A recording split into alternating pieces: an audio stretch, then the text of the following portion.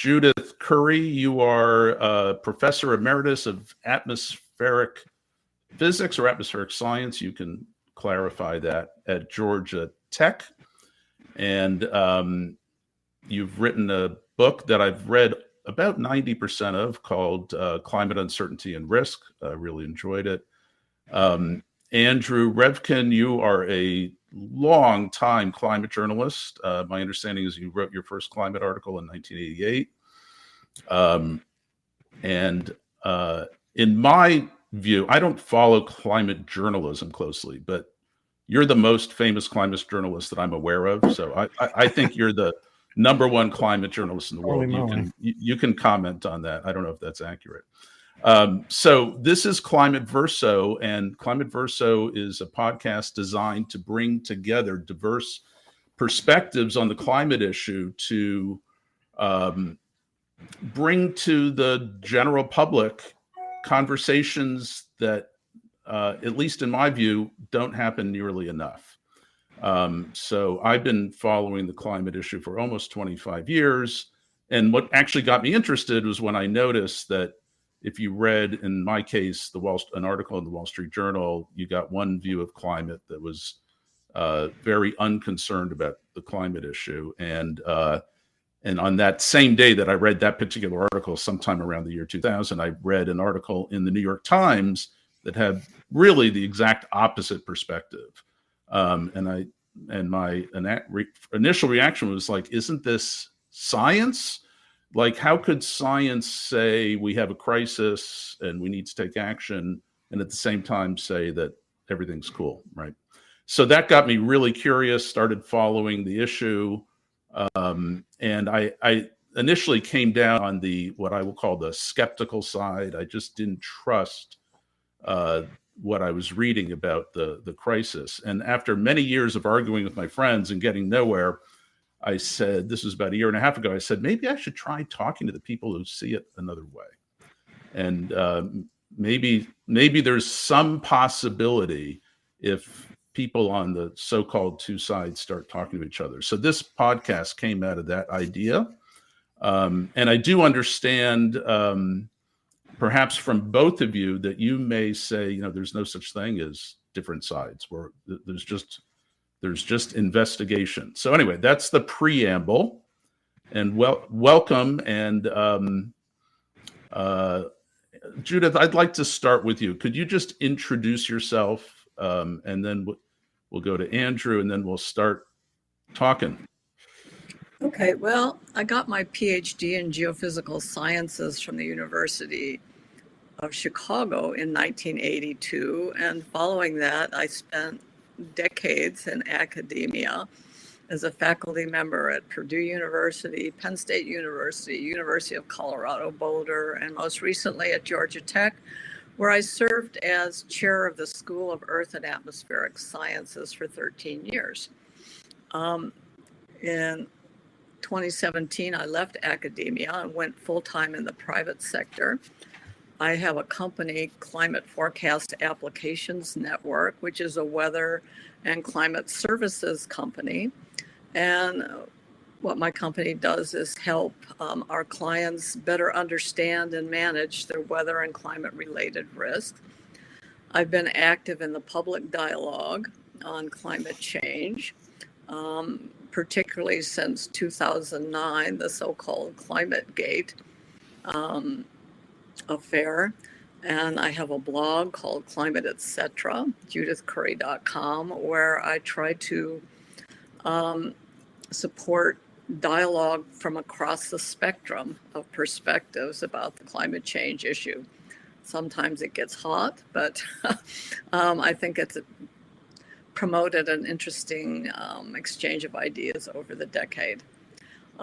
Most recently, I published a book, Climate Uncertainty and Risk, which maybe I'll have a chance to talk about a little bit more, but it integrates my perspectives from academia as well as my private sector experience in helping people better understand and manage their weather and climate related risk. Okay, good. Yeah, I'm sure we can talk about your book, Judith.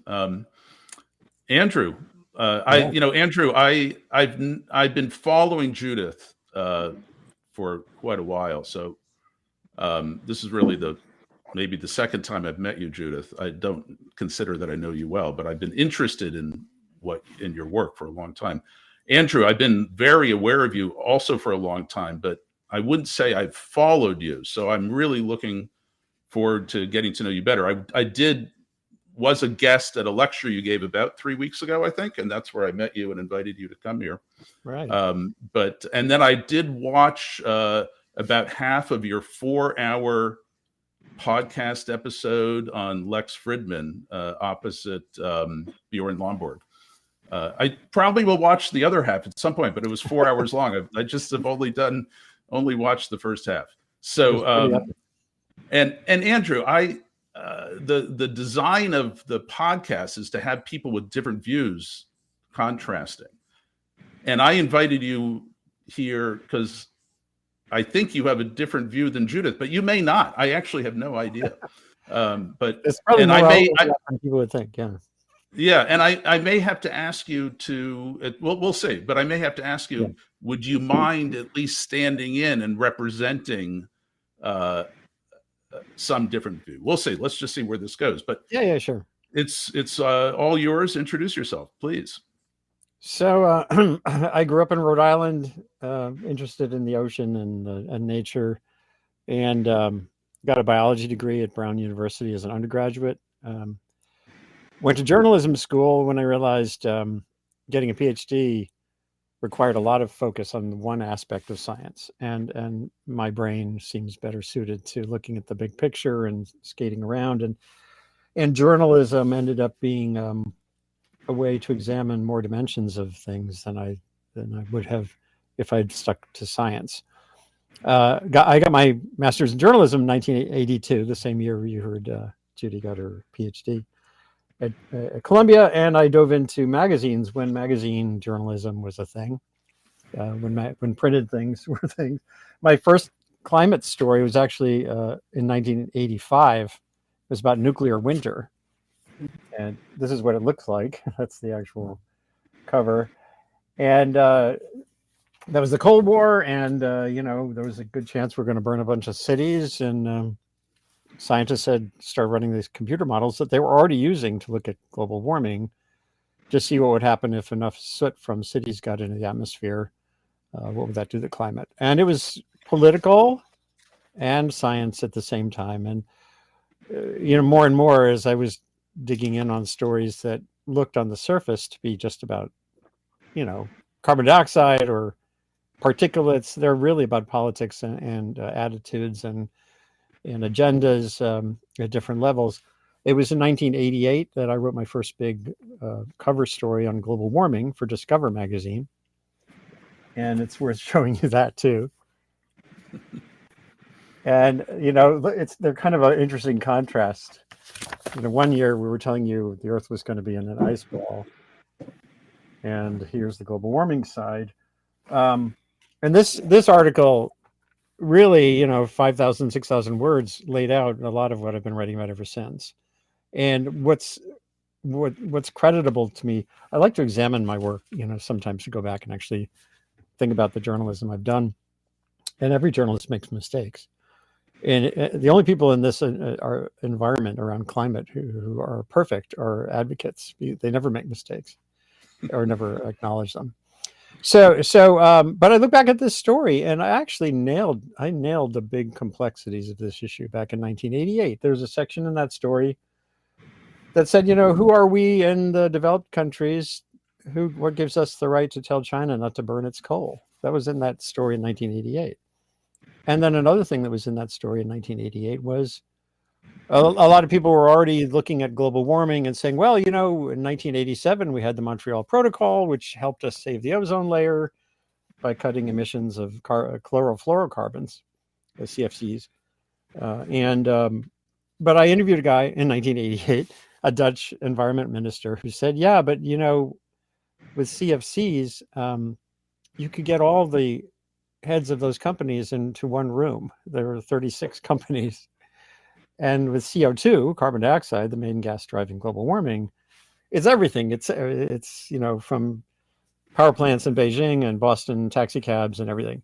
So they're fundamentally different. And I was really happy in retrospect that I got all of those things right. But one aspect, and I'm going to dwell on this story because I think it's important. One other aspect that was in that 1988 issue of Discover magazine was the back cover was a cigarette ad. So we're selling global warming concern and cigarettes in the same package. And that says that the media environment around these issues is complicated. That was a science magazine. What the hell were we doing selling tobacco ads? Well, that's how we paid for our journalism. And we weren't having walkouts. I don't remember us having big debates about that.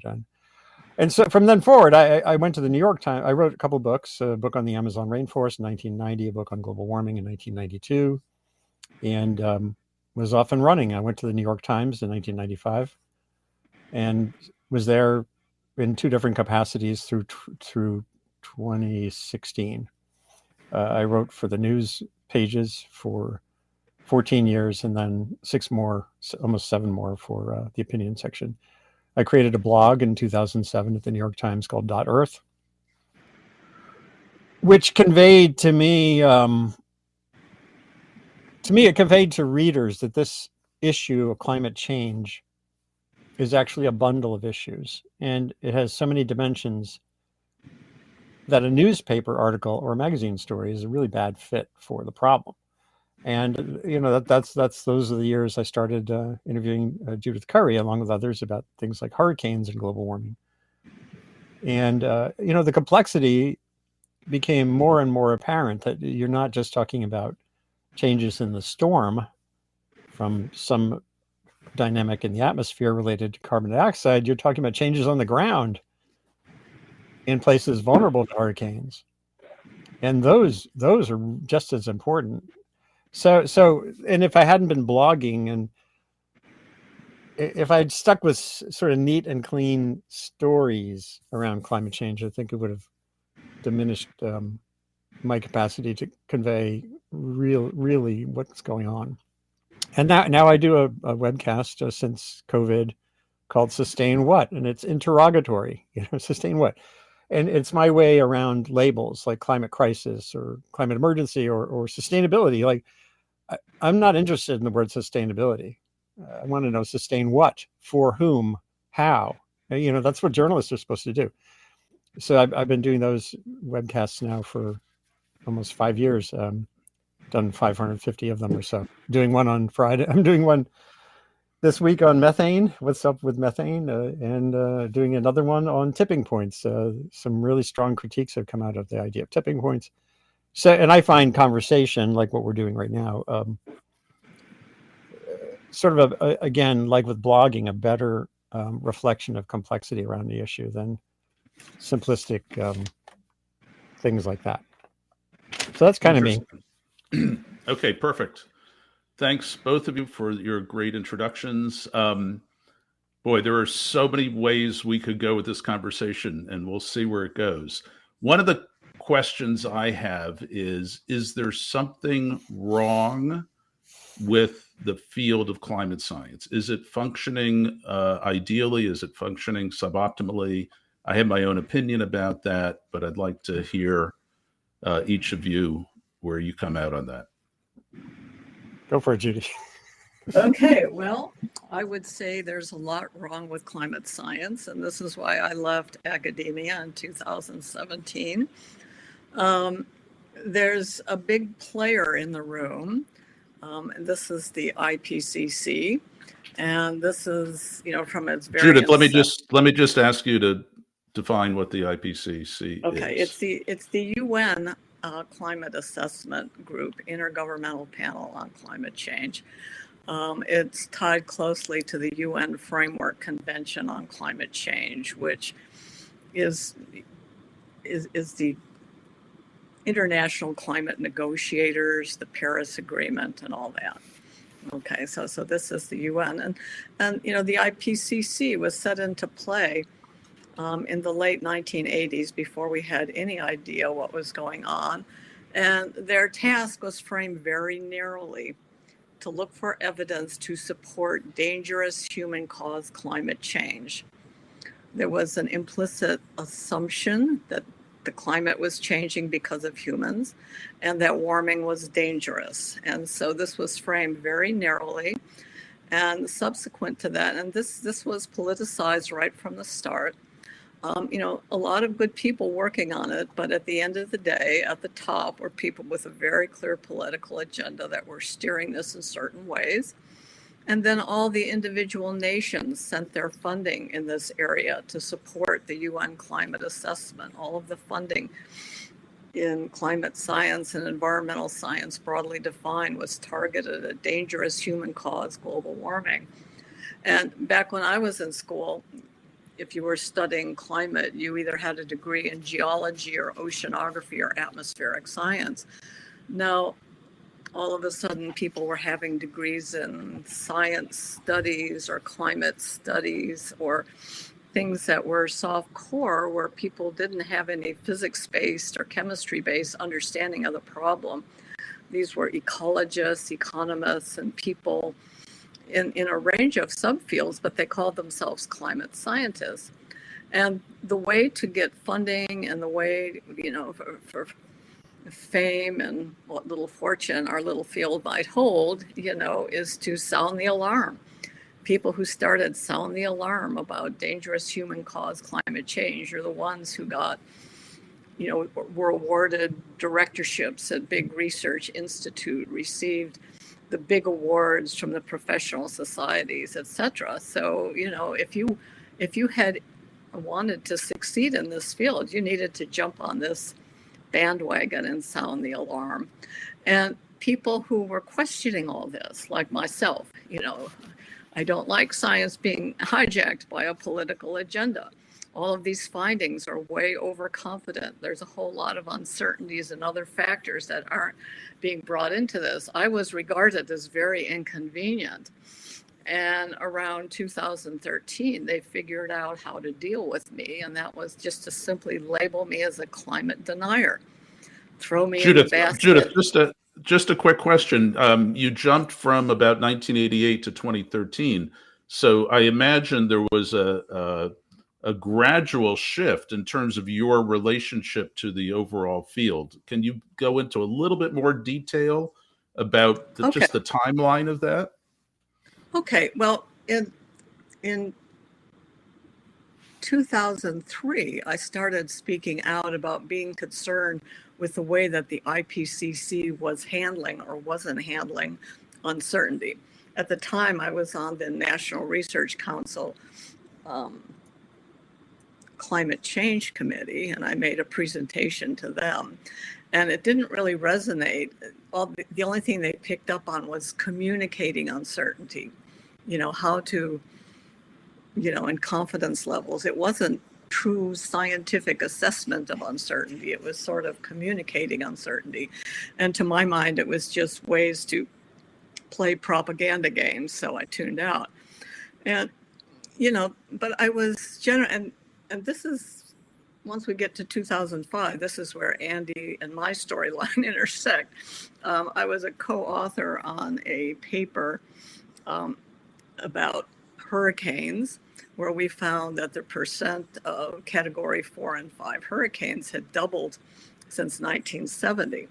And, this wasn't a big global warming thing that in our paper, but it was immediately picked up. Oh my gosh, it's global warming. And this is where I entered into the public debate. And this was academic warfare, that played out in the mainstream. Judith, let me just interrupt. I just want to make sure our listeners get the connection there. So you're saying you were a co-author on a paper that talked about an increase in large hurricanes, major hurricanes. Yeah. But you also made the comment that this wasn't about global warming. Can you just say a little bit more about what? We didn't intend the paper to be about global warming. That was published right after Hurricane Katrina devastated New Orleans. And our main message was, wait a minute, in terms of your defenses for New Orleans, you need to upgrade from Category 3 protection and consider Category 4 and 5 protection. That was our main message. But everybody picked up on the global warming angle. And we did say it was coincident with an increase in sea surface temperature. We did say that. But I wasn't pushing this as global warming alarmism, but that's what the broader messaging was. And, the media attention surrounding this was insane. And after about 5 months of this, I just dropped out of the media scene. I got burned by a misquote in the Wall Street Journal. I said, I'm done.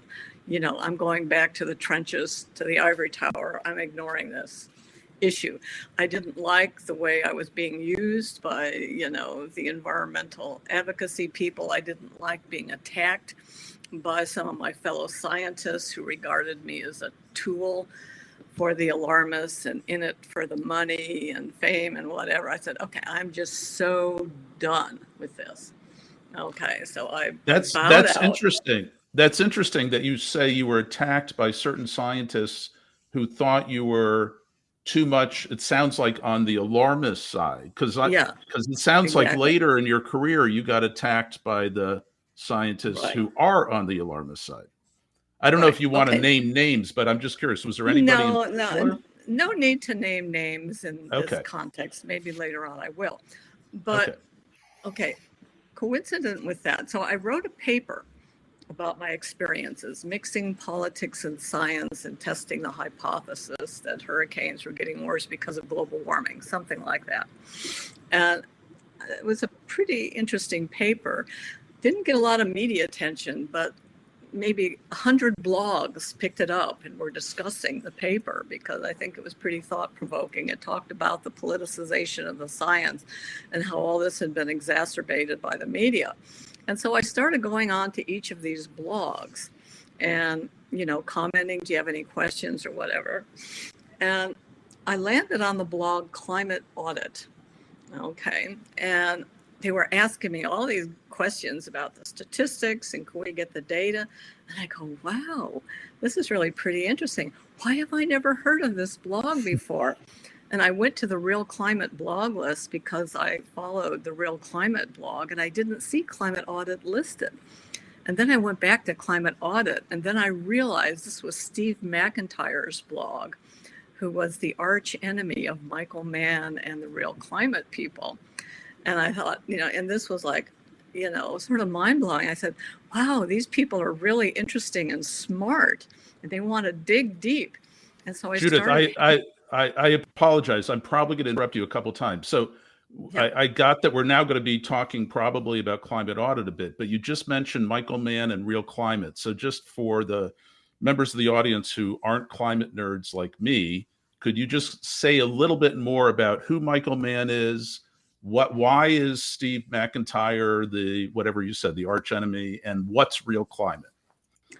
Okay, back in 1995, a couple of mainstream scientists, Michael Mann, Gavin Schmidt of NASA, started a blog to explain climate science to the public.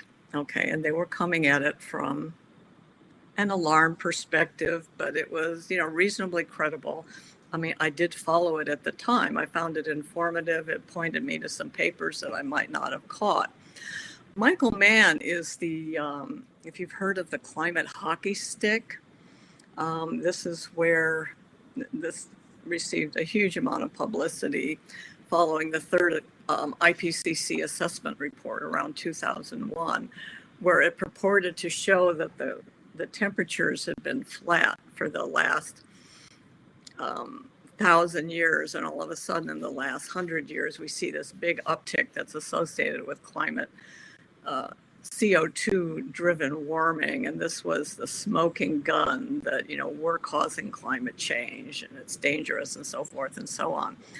And Steve McIntyre at Climate Audit said, well, this looks fishy, and he started digging into this, and this started, and Steve McIntyre's like a dog with a bone, and he digs really deep. Okay, and so he started uncovering all sorts of problems with that study, and he was putting them on his blog, and he was getting a lot of media attention. There were even congressional hearings on the hockey stick and the pros and cons, and this was like a very, very big deal. So Michael Mann and the Real Climate people regarded Steve McIntyre as the Antichrist.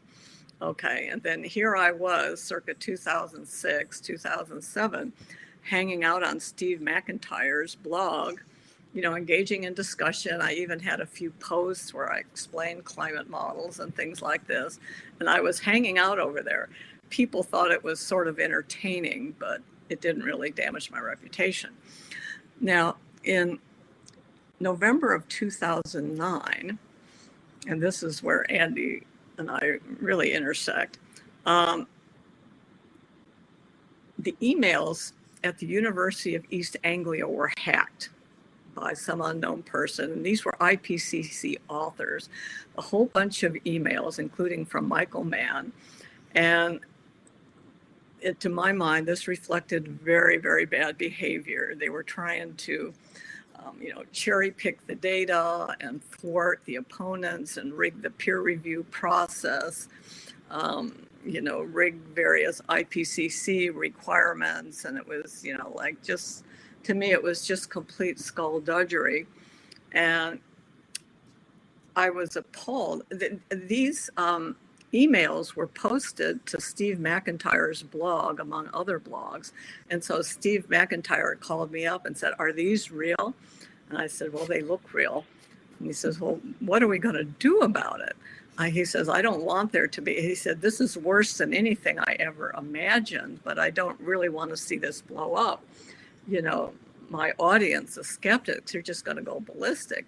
So we decided that I would write a post on Steve McIntyre's blog. I think I called it "On the Credibility of Climate Science," where I talked about, well, this is, yes, very bad behavior, but this, doesn't really reflect overall on the scientific process, but we do need to do better. We need to be more transparent. We need to make our data publicly available. We need to be honest about our confidence levels and talk about the uncertainties. And we also need to treat people who disagree with us respectfully. Okay, I thought these were motherhood and apple pie statements, but the climate establishment regarded this as complete heresy. And I was in communication with Andy at the time. He was concerned about this also. And I wrote a second essay. It was, I think it was a message to students in climate science. I was getting emails from people, "I'm majoring in this stuff. Should I get out of this field? It seems awful." And so I wanted to, reinforce my original message, and Andy published it on .earth. So I guess Andy can make a comment if he wants where he was from at this time. Yeah, Andy, let's hear from you. And I'm really curious. Around 2009, that's probably when I first became aware of you and .earth. And just to be upfront, I'm a huge fan of Steve McIntyre. I actually wrote a comment in 2006 on the climate audit blog, and it got elevated to an article. So I have one article on climate audit, and we can talk about that maybe. But the question I have for you, Andy, is,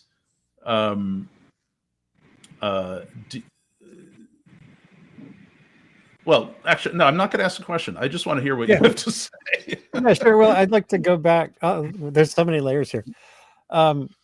I think my view of the IPCC might be a little distinct from that of Judith. As a journalist, I was always looking for a way to track the sort of progress, evolution, devolution of scientific inquiry on a subject like global warming. I think, and the IPCC was an experiment. Alan Hecht, who was in the 80s at EPA and others, came up with the idea of having an advisory body that is assessing research, not doing the research, but keeping track. And the way it evolved with its 3 tracks, the basic physical science, the science on impacts and adaptation, and the science on mitigation. How would you address global warming from humans if you want to?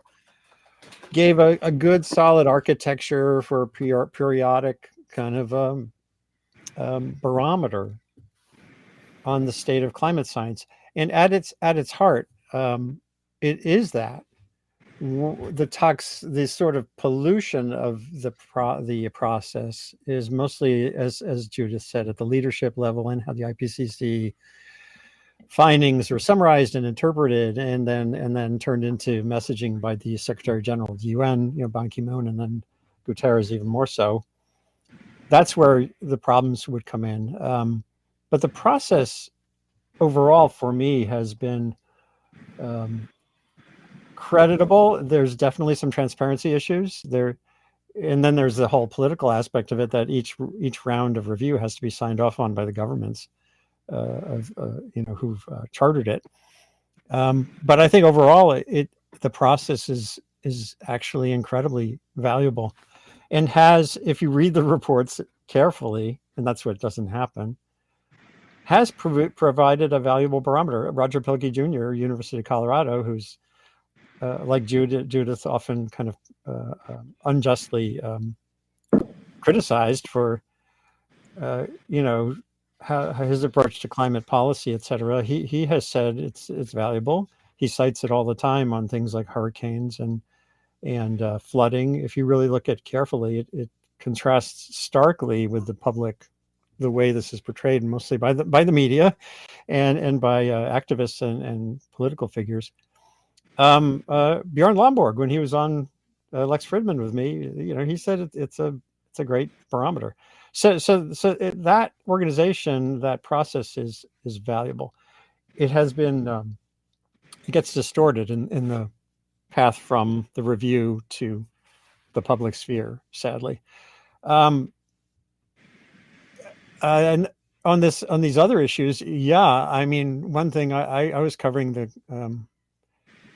the debate about the hockey stick back when it was published, in 1999, 2000. It became part of a federal. It was in the IPCC report. Absolutely, became an emblem, as I said. Something that became part of the messaging. The backstory of the data sets on tree rings and other proxies for climate. The further back you look in time, the blurrier the picture is, and how you integrate that blurry picture with the clearer data we have now in recent decades from various instruments and satellites and the like, has been contentious. And although now there have been many studies that have replicated the basic idea that over multi-thousand years, the global temperature has gone from kind of maybe a slip sliding toward the next ice age to something different. So those things are there. The personality problems are absolutely part of science. Science is human beings vying for visibility as a pathway to more funding, or just to being in the public eye. I remember Richard Lindzen, I quoted him in a story. He's a skeptical of the biggest, the mainstream view of global warming, MIT long timer. And I quoted him, 20 years ago, he said, part of the problem here is this field of meteorology, climatology that has lived in obscurity through for generations of science had become famous, and it was in the spotlight. And, they got the Nobel Prize in 2007, along with Al Gore, and for the IPCC process. That comes with lots of human baggage. And, if I kind of scratched off of my list scientists with bad personalities or who are into aggrandizing, I can do that, and I can still write about methane and global warming and everything. There are lots of hardworking scientists in the trenches on this who aren't Michael Mann, or some of the others who've become, top flight public figures. and the picture is kind of the same. So that's my view overall of, I started out reporting about this in the 80s, 90s as a biogeophysical phenomenon, CO2, liberating carbon, changing the atmosphere. And the more I reported, the more I realized I had to talk to geographers. I had to talk to psychologists and sociologists about the sociology of the science, but also just how people perceive information and misperceive information. Political scientists like Roger Pilkey Jr. And that's where it became kind of more normal to me that there would be these disputes and attempts to sort of hijack the issue. Even when I did the story on nuclear winter, this was the same. Nuclear winter became a headline subject when scientists got interested in soot and war. There was the National Academy's report and other things, but it was when Reagan came in and there was the Star Wars, the idea of making nuclear war survivable by being on the winning side and having a nuclear defense and SDI. A bunch of scientists, including scientists who weren't climate scientists like Paul Ehrlich, really made it into a mission to say nuclear war is unsurvivable. Sort of like climate, but in inverse, from the big chill. And that dynamic played out. And then it became more of the trench scientists like Steve Schneider, who's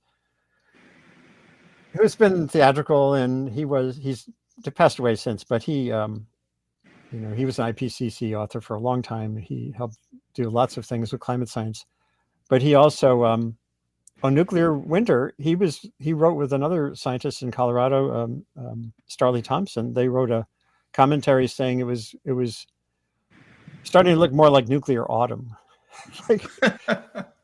And I've seen that pattern many times, not just in climate science, where there's the initial stark presentation that gives you your cover story or your front page, and then it gets whittled away by science, and you end up with there's also this process called negative learning. Michael Oppenheimer, a longtime climate scientist who I just interviewed again a few days ago, he did a paper on negative learning, and this is where the more science digs in on a tough consequential question, doesn't always make it clearer. It actually messes it up, becomes more complicated. Like hurricanes is another classic example of this, where even everyone's paying attention to Atlantic Ocean basin hurricanes, and they're intensifying. And now it looks clearer and clearer that that's not because of global warming. It's because of cleaning up the particle pollution in the atmosphere. Has changed, among other things, the behavior of the Sahara Desert, which is where hurricanes come from. And but we were all thinking, hurricanes are doubling in the Atlantic, therefore global warming, because the global warming is in our heads. So then the actual science probes into there and goes, what about soot, and what about this circulation? And so I try to avoid what I call narrative capture, where you're riding the horse, and it's a powerful, great horse. This story of global warming has a lot of legs. It's kind of, but I try to keep track of the other elements that could confound the picture, and that I've kind of strayed a little bit from where we were going. But no, this is good. I mean, the initial question was, is there a problem with climate science? And it's interesting to me that you interviewed Michael Oppenheimer. The way I met each of you is I went to an event where I knew you were going to be, and I introduced myself to you. And with the goal of inviting you onto this podcast. I was at an event about 2.5 months ago in New York, and Michael Oppenheimer was one of the speakers, and I was hoping to meet him. Incidentally, I think a long time ago, he was married to a distant cousin of mine, but that's purely good to have on. I just did an interview with him on Tipping Points. He's a co-author. The talk I heard him give was he gave a talk with Stephen Stefan Rahmstorf at yes, the New York Times at the New York Times event, Climate Forward, which I've been to the last 2 years. Right. And it was about tipping points. By the way, just as an aside, I met Stefan Rahmstorf in the lobby and invited him to come on this podcast to talk to you, Judith. Good luck with that. And he said no. And I was like, and I didn't really know who he was. This is just an aside. This isn't about climate science. This is just about my project, my Climate Verso project.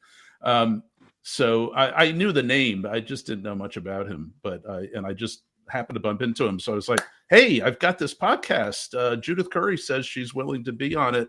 I'm looking for somebody with a different view to kind of be a contrast to Judith. Would you come on? No. And I actually said, come on, I'm begging you, please. And he goes, we. And as soon as he said we, something clicked in for me. Mm-hmm. And I realized he was part of, I guess, Real Climate.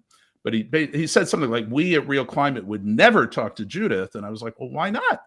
And he was like, because the audience wouldn't know which side to believe. So that was an interesting learning experience for me. And actually, I was thrilled that I got turned down. That was a great opportunity. Okay, hold on. I want to ask you, Andrew, a question. I have a very close friend from junior high school who you probably know. I'm not going to say his name just because I'm not sure he'd want to be talked about in public. If he tells me later that it's okay, I'll put it on our blog.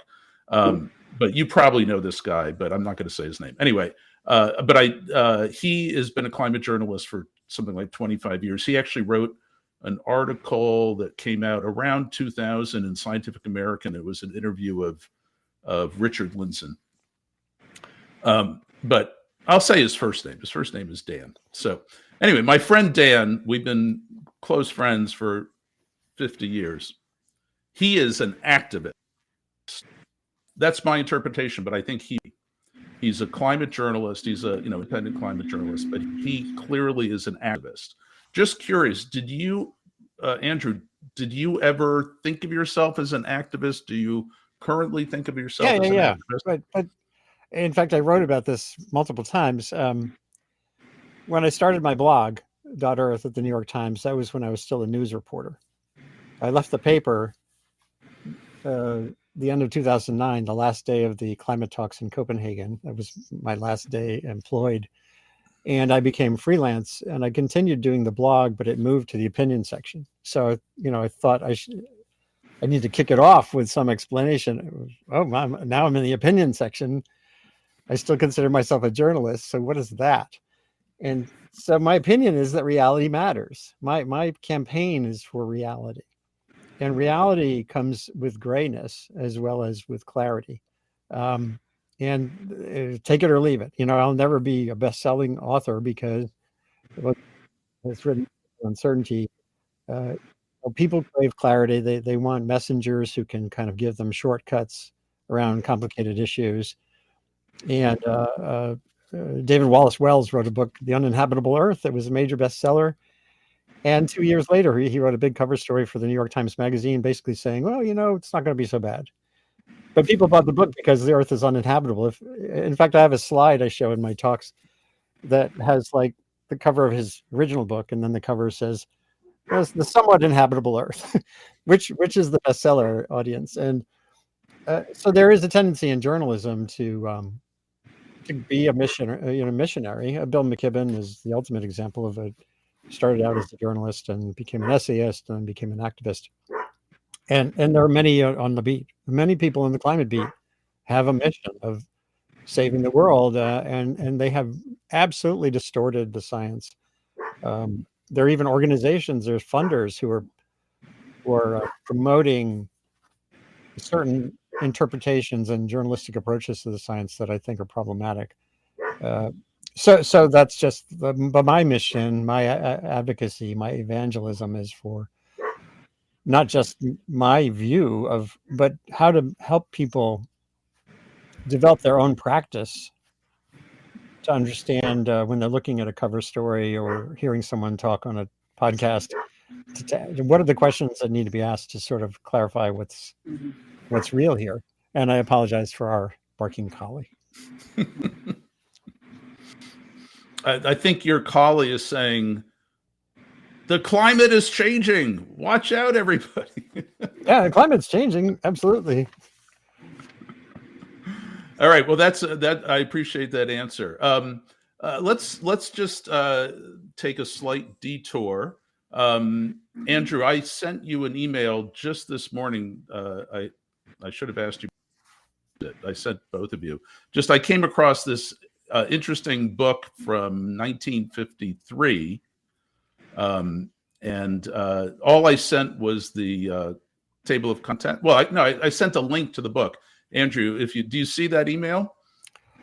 I'd have to sift back. I can. It was I literally just sent it a couple hours ago. I'm so sorry. I should have brought this up at the beginning of before we started rolling. I'm gonna. Climate book. Oh, I've got it right here. Yeah. Great. So it's a book that came out in 1953 about climate change. Now, this was before climate was a popular topic, and if you look at the table of contents, there's, I don't know, about 20 chapters. And I would just be curious for each of you to just comment on, well, I'll make a quick point, which is when I looked at those chapters, first of all, in the titles of the chapters, I didn't see anything about carbon dioxide or greenhouse gas theory. There is one chapter that says, chapter 5, radiation balance of the Earth. So Right. I imagine that probably does talk about that.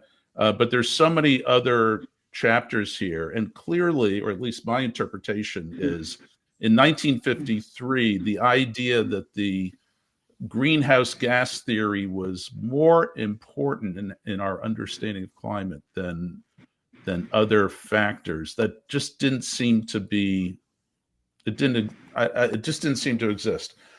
So if either of you could, well, let's start with Judith. Judith, can you maybe comment on that table of contents, and just curious your perspective? Okay, well, I didn't look up the author, but the book is apparently written by geologists, okay, who have a broad perspective.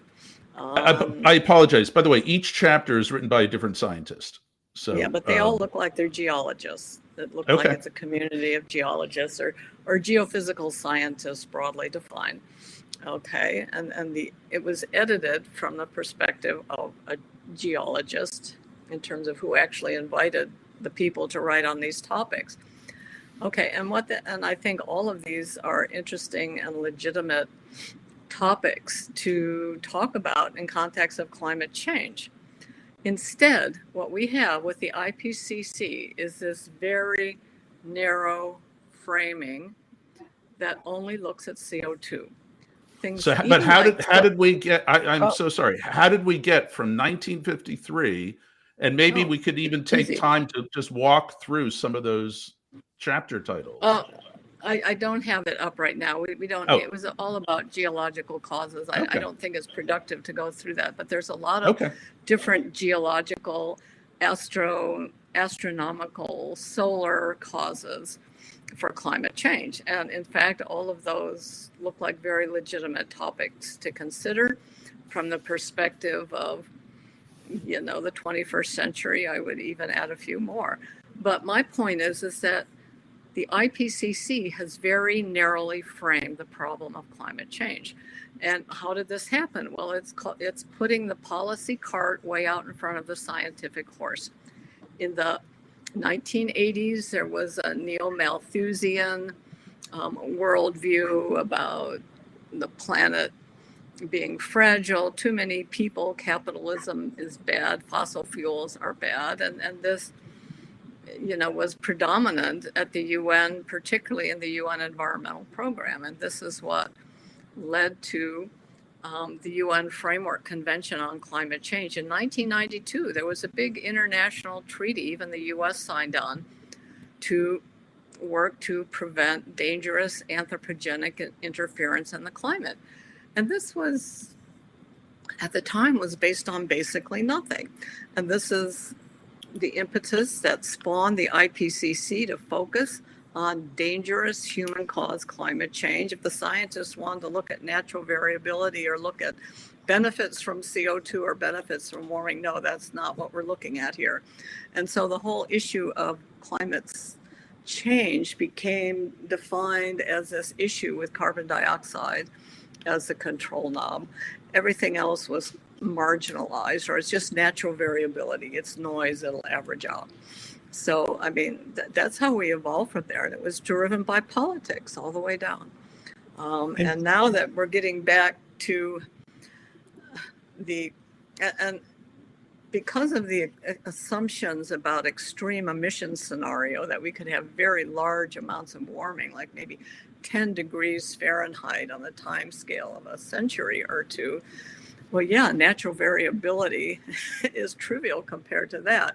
But now that we've thrown out these extreme emission scenarios, natural climate variability is at least as important as anything that CO2 driven warming could produce. And people are just starting to, realize this and reorganize our thinking a little bit, but it'll probably be another decade before the IPCC catches up. Even after the UN climate negotiators threw out the extreme emissions scenario in 2021, scientists are still focused on the extreme emissions scenario. The most recent IPCC assessment report focused on the extreme emissions scenario. And just because it gives the biggest impact and it makes things look scary, but it's implausible. Okay, we shouldn't even be bothering with that. And so, what we've done is we've driven by politics, we've torqued climate science in this one peculiar direction at the expense of really investigating. I and here too, I think I'm going to push back a little bit on a couple of things. Oh, please. I want you to push back as much. No, yeah. As Well, you one can, thing is, please. I mean, Judy mentioned something really important, that idea of reorientation, that it'll take time for the IPCC process to reorient.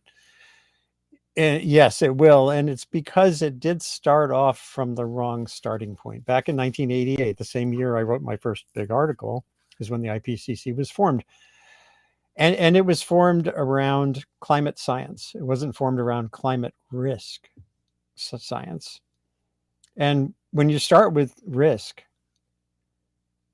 I actually have spoken about this multiple times. I'm not sure if I've written a full essay on it, that the world would have been better off in 1988 if we had launched an intergovernmental panel on climate risk, meaning what is IPCC are, because the thing that matters to society is risk. We don't, if you live in a glass bubble, like in Singapore, there's the gardens by the bay where they have these amazing giant botanical gardens, and you have a Mediterranean climate and you're 80 miles from the equator. So, if there's no risk to Singapore, mostly from climate change, because it's a rich country. But there's a huge risk from today's climate to a big chunk of sub-Saharan Africa and to people in South Asia and in Himalayas from all kinds of climate-related hazards. And in the US, the sources of the risk are mostly societal, like how poor you are, how marginalized you are, whether you live in a floodplain or in a fire-prone zone. Those choices, or that lack of choice, is what's driving the risk, not the change.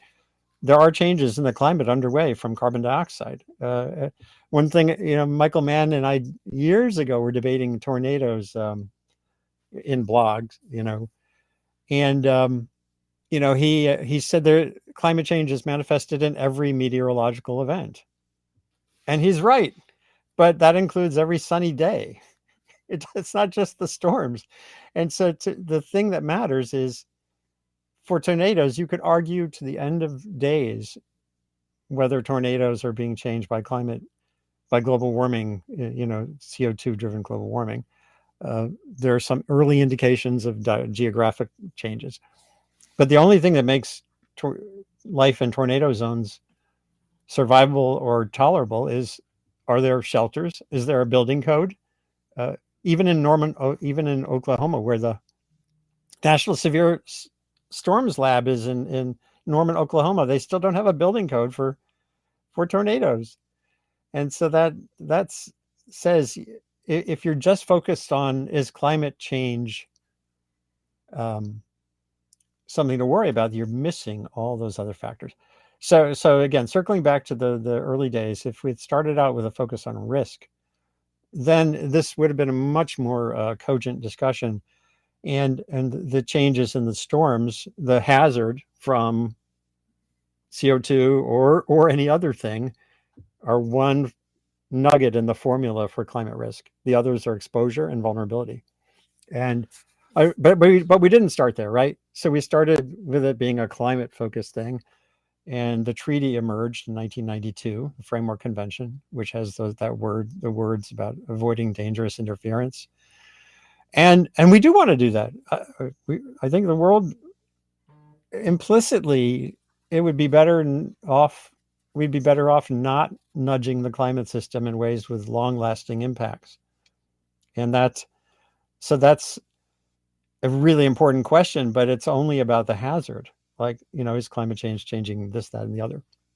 And it misses that. Okay. And by the way, just to close the point, Working Group 2, the second of the three working groups of the panel, is theoretically also looking at risk. They're looking at exposure and vulnerability, and it's there. It's in the reports. It's just not in the headlines because as Judy said, it's been biased toward the climate science and climatism, as Mike Hume, who would be a great person for your podcast, Hulme. He's I'm familiar with him. In England. He wrote a book on what he calls climatism, and it's like scientism more broadly, where scientists feel like science should rule our decision-making process, and it doesn't work that way. By the way, when you mention Working Group 2, you're talking about Working Group 2 of the Intergovernmental of the IPC, the Intergovernmental. Yeah. But did you hear everything that Andrew was just saying, or no? I didn't, but the one thing that he said that I really like is that we should have framed this whole thing around climate risk, which I am in 1000% agreement with, which is why I wrote a book called Climate Uncertainty and Risk. But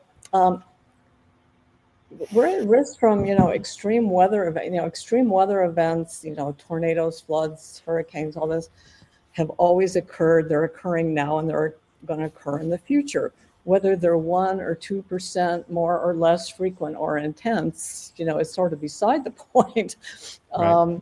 The fact that our vulnerability is growing as populations and infrastructure increases in vulnerable areas, and we need to figure out how to deal with this. And there's ways to deal with this.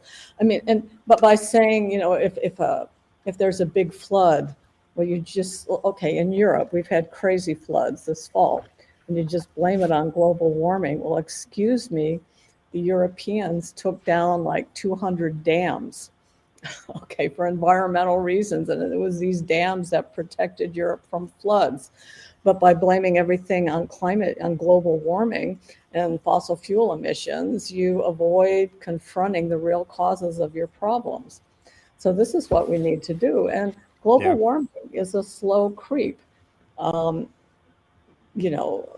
Incremental sea level rise, incremental melting of glaciers, the whole tipping point thing. And the IPCC even says that any of these tipping points that Stefan Rahmstorf and others are so worried about are very unlikely to occur on the time scale of the 21st century. And we have low confidence in any of this. These are, fictions cooked up by climate models. Could something really bad happen with the climate in the 21st century? For sure. But it's more likely to be associated with natural climate variability, perhaps in conjunction with warming, than just being driven by this slow creep of fossil fueled warming. So that's my take on it. And but there's a whole lot of things to improve. By the way, Mike Oppenheimer, who we just were talking about at Princeton, I just interviewed him. I just posted this I'll repeat that without a timing reference. I just interviewed him about tipping points and the IPCC. He's very concerned that there's pressure building for the IPCC, the panel, to do a special report on tipping points. This is driven by Europe.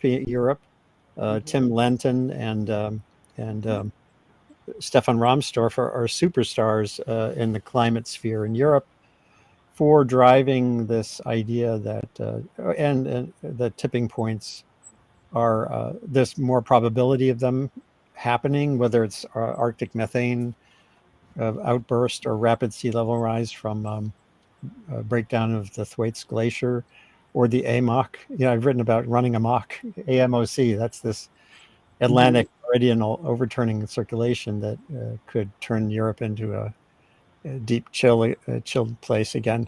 And Mike Oppenheimer's concern is just what Judy and I were talking about.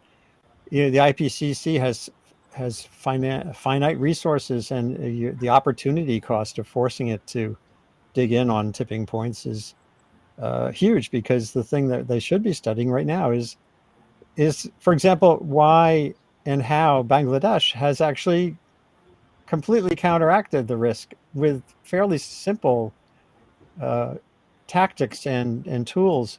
They used to get hammered by cyclones and have 500,000 people die 50 years ago. And now there's still bad tolls from cyclones in Bangladesh, but they're more like 200 people when the same kind of storm hits. And so you can reduce your vulnerability. You can do it in every zone facing heat. Christy Ebi, who's an IPCC author, EBI, Christy EBI, Ebi, University of Washington. I've interviewed her multiple times, and she says, we need to mitigate emissions, but nobody needs to die in a heat wave. We cut vulnerability now. Every community with an action plan, knowing where your homeless people are. If you know where elderly people are who can't afford to run their air conditioner because they're on a limited income, that's how you can cut mortality from heat waves way faster than anything we're going to do to slow heat waves or make them less intense through the course of the century. And that's what gets lost if we stay at the level of focusing on these kind of grand scale questions, which really, as a journalist covering this stuff through thousands of articles, I see little evidence that there'll be an IPCC report next year that will somehow magically clarify whether the Thwaites Glacier is really going to disintegrate or not, that kind of thing. Andrew, I really appreciate both of you. I really appreciate this this direction of the conversation. So in I'll call it somewhat naive way of looking at this issue, I sometimes will say to people that are willing to have a conversation about the climate issue, I'll say something like, if the climate scientists of the world next year or tomorrow, whatever, came out and said, never mind, there's no crisis. If they said that, and now you didn't have to worry about climate, what would that free you up to now pay attention to? And so, like, for me, I tend to get really interested and concerned about poverty in places like sub-Saharan Africa. And I think that issues, I'm very aware of that. Yeah, I'm sure we probably all do. And I'm concerned that the focus on climate is taking away from the focus on other issues. Just an anecdote: in my real job is I run a fancy limousine service in New York City. So I drive millionaires, billionaires, celebrities. And something like 15 years ago, I was driving Bono for a while. And at the time, Bono he probably still is, but at the time he was very concerned about AIDS in Southern Africa. And I had to be reading a book by Bjorn Lomborg called Cool It. I had it with me. And I started talking to Bono about the whole climate issue. And he didn't know anything about it, really. But he did tell me that he had a conversation at some point with Al Gore and was complaining to Al Gore that the climate issue sucked up so much of the oxygen in the space of what activists can pay attention to. So that was an Yeah. interesting conversation. Before we get to that detail, let me just reframe it a tiny bit, because Sure. the current framing that we have is climate is everything, and energy and extreme weather and pretty much everything that goes wrong in society is blamed on climate change. But we really have three separate problems: the slow creep of global warming, energy, and extreme weather and climate disasters. There's only a little tiny intersection, but thinking that our energy policy should be dictated by this fossil fueled warming concern takes us to a place where we don't want people in Africa to have grid electricity. We're damaging our grid infrastructure. We're screwing up our agricultural systems. We're jeopardizing the higher priority sustainability goals of no poverty, no hunger,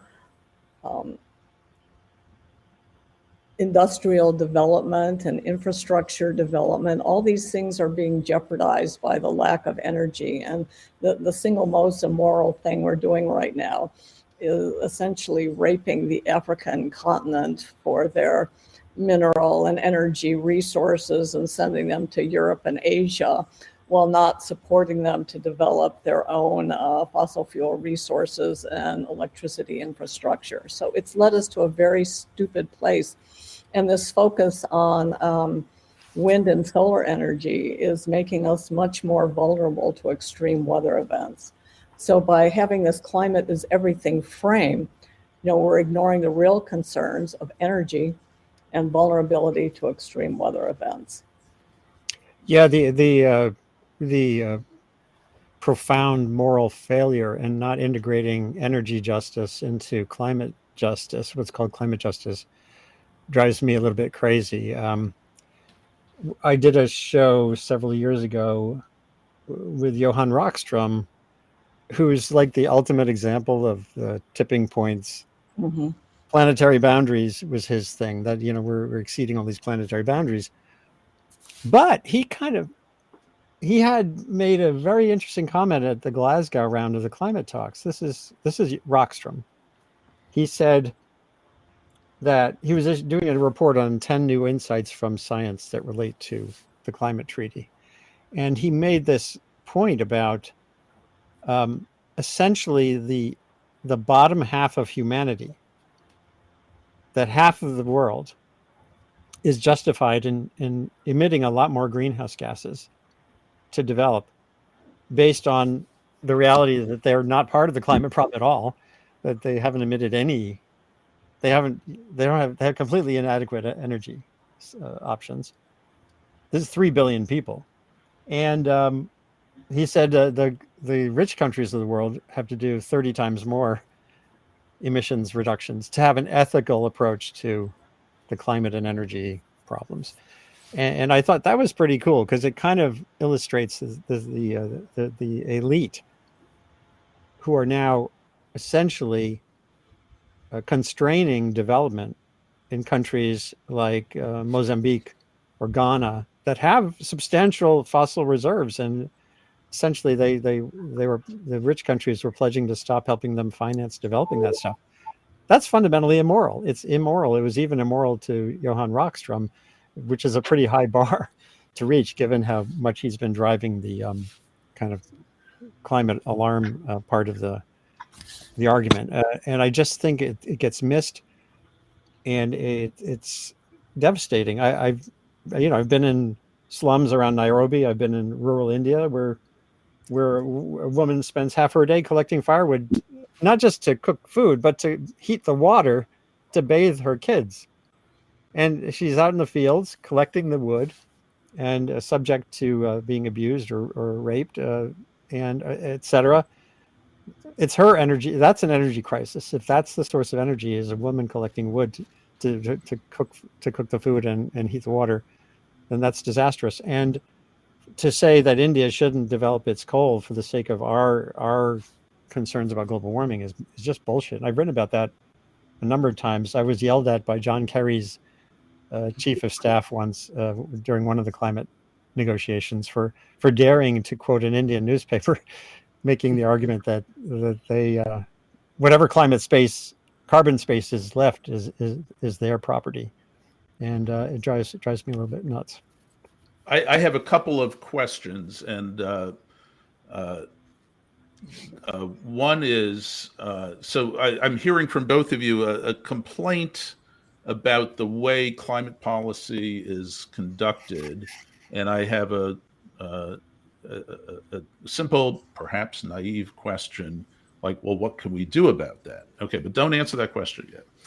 I have another question, and which is, Judith, you mentioned the three aspects of energy policy. I may be misremembering. You talked about agriculture, but you also talked about the slow progress of global warming. Regarding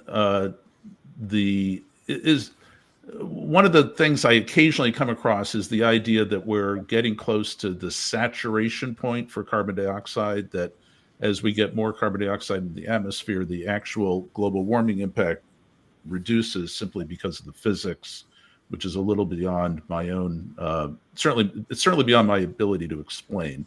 I think I understand it.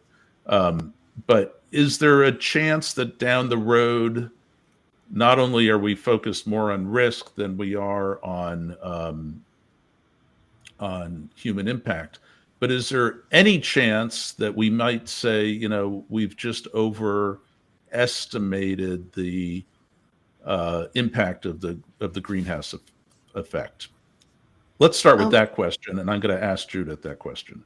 Okay, I don't know that that's real productive to be trying to talk about here. In terms of the saturation of the bands, of CO2 emission bands, more open up, and then the emitting layer just goes higher in the atmosphere. It's not like the greenhouse effect is going away.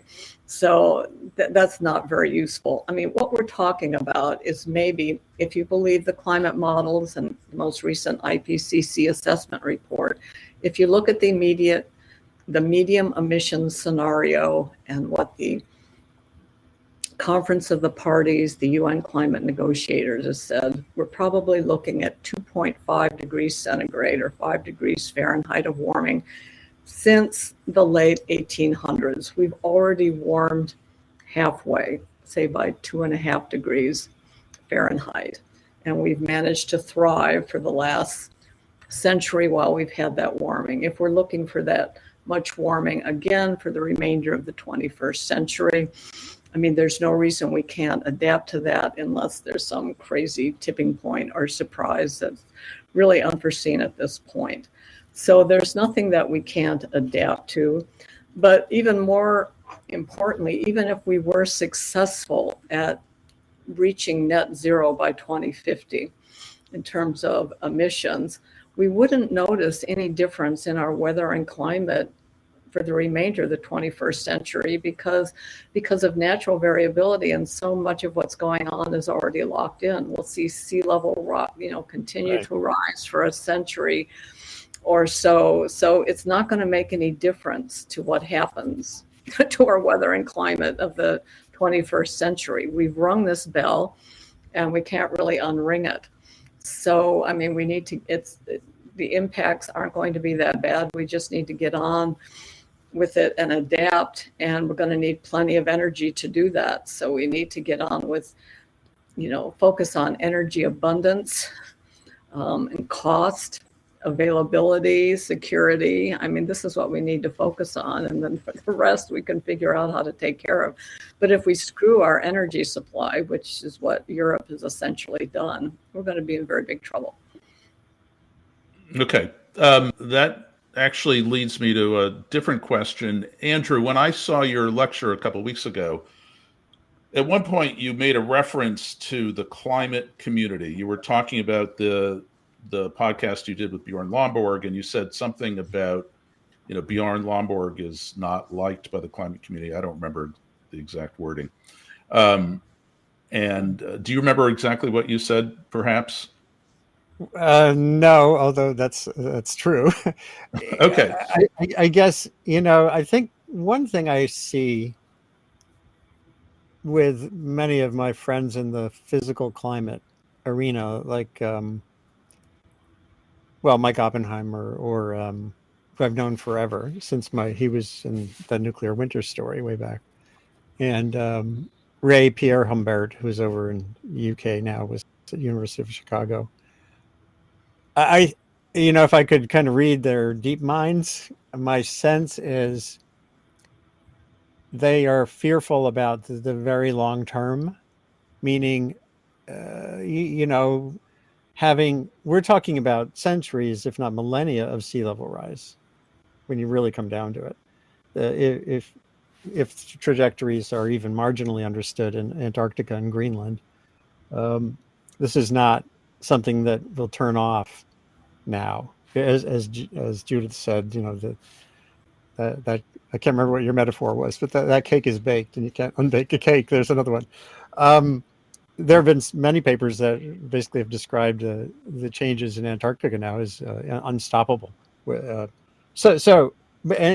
thinking about the planet on this, that we are nudging systems in ways that will have profound impacts on planetary dynamics for literally millennia to come.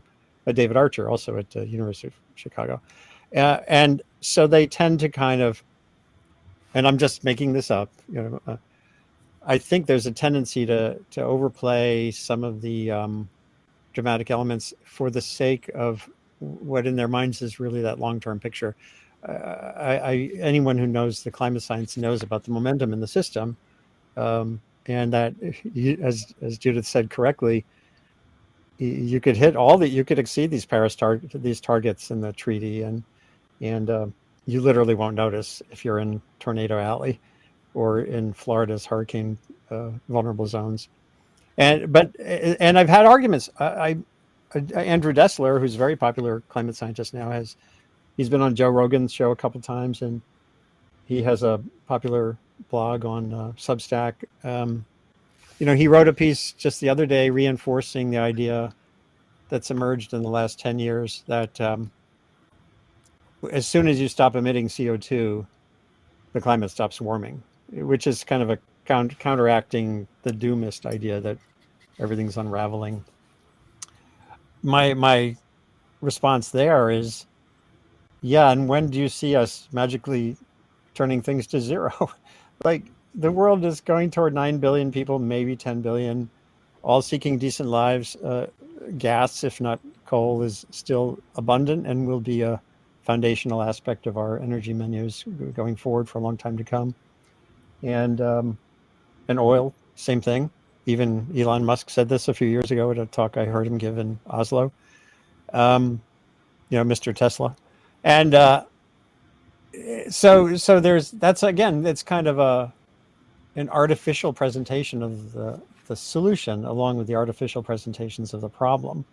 And I just, as a journalist, I'm trying to cut through all that stuff. And that has led me to write a lot about not just adaptation to what's coming, but modulation of risk to the implicit hazards of the climate system as it exists now, which is something Judith Curry has stressed as well, over and over again. Well, there's a whole body of science we haven't talked about yet. I know we could go on for hours, as I did with Friedman. Well, let me suggest there's one key thing I want to bring in. Yeah, I'll tell you. Sure.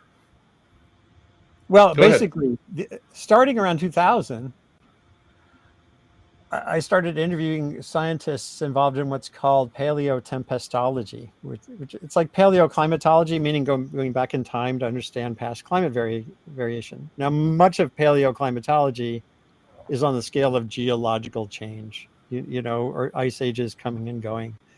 Paleotempestology is looking at patterns of hurricanes beyond the modern era of having satellites and the like.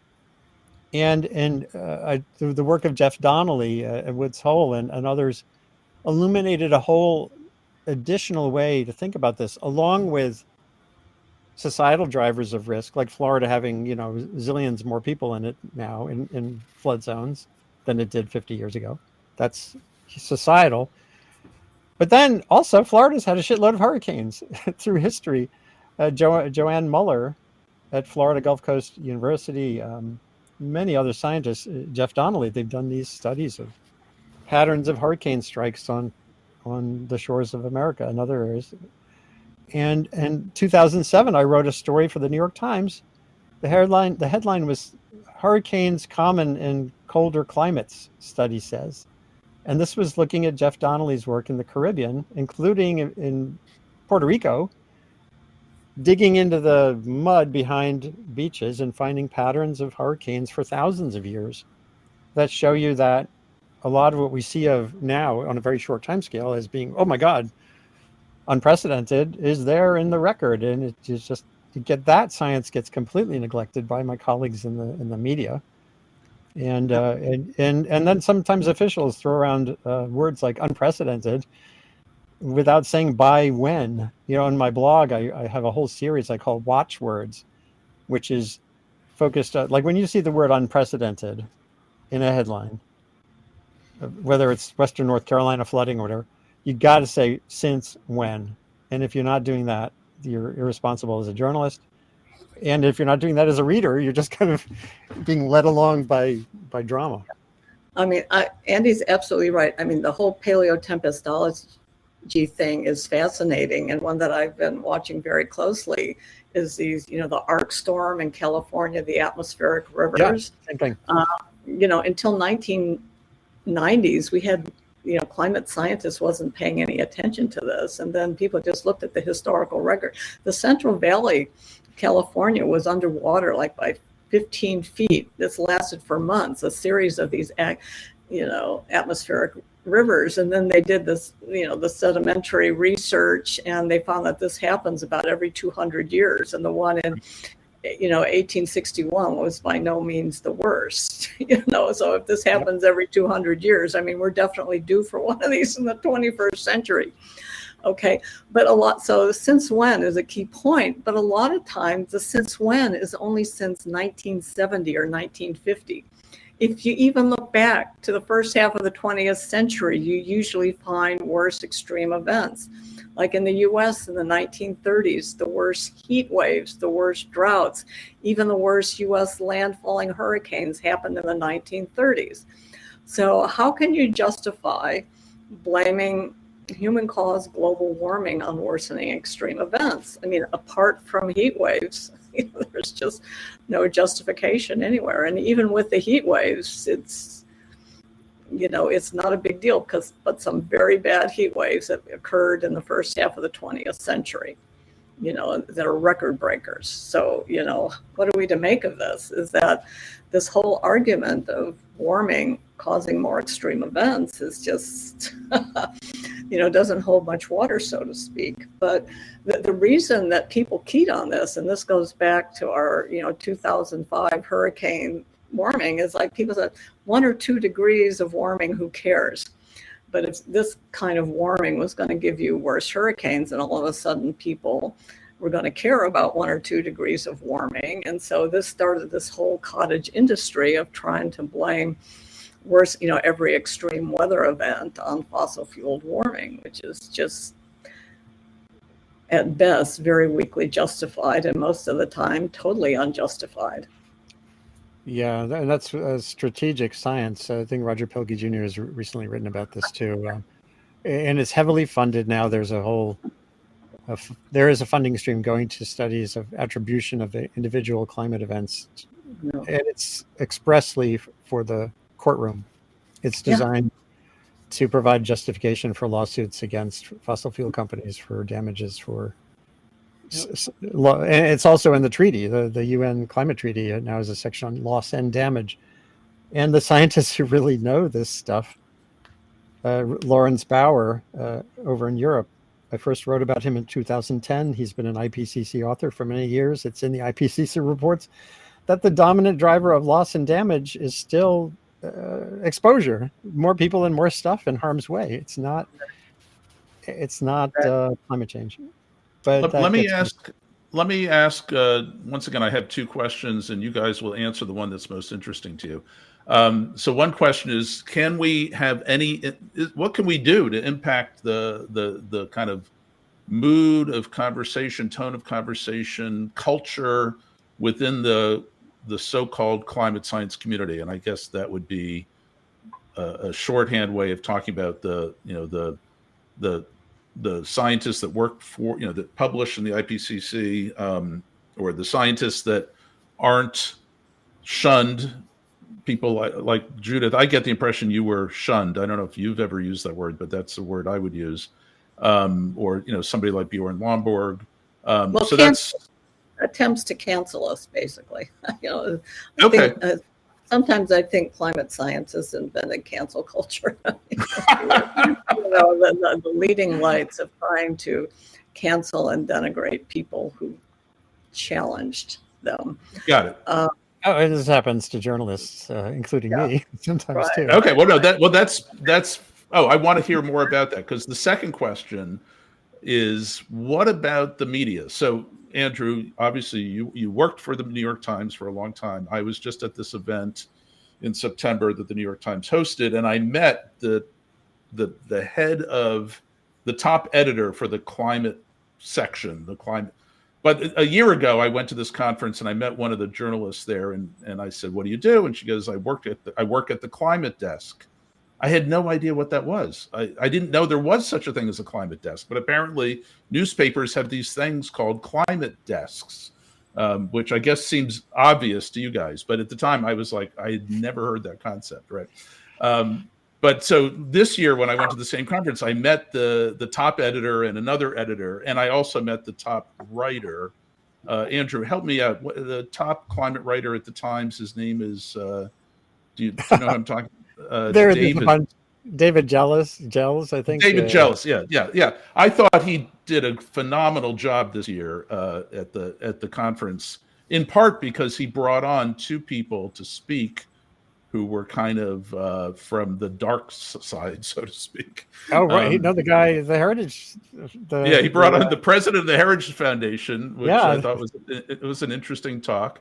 Then when that talk was over, two people in the audience there was a little break, so people were standing up, and I overheard two people say something like, "What the fuck was that?" or something, something really derogatory. And then in the afternoon, they had the CEO of one of the oil companies came on, and that talk got shut down by protesters. And that was, but anyway, I did get to meet David Gelles, and I met a couple of the editors. But I told them about my this podcast, and they seemed vaguely interested. But like when I said I'm getting scientists who think we're in a crisis to talk to scientists who think we're not, it kind of seemed they were like they didn't seem to even know that there were scientists who don't think we're necessarily crisis. So I got the email address of one of the editors. I'm gonna send them a link to this podcast. But you're way more connected, Andrew. I'm just curious. Do you have a sense that the reporting in a place like the New York Times could actually start to shift? Oh boy.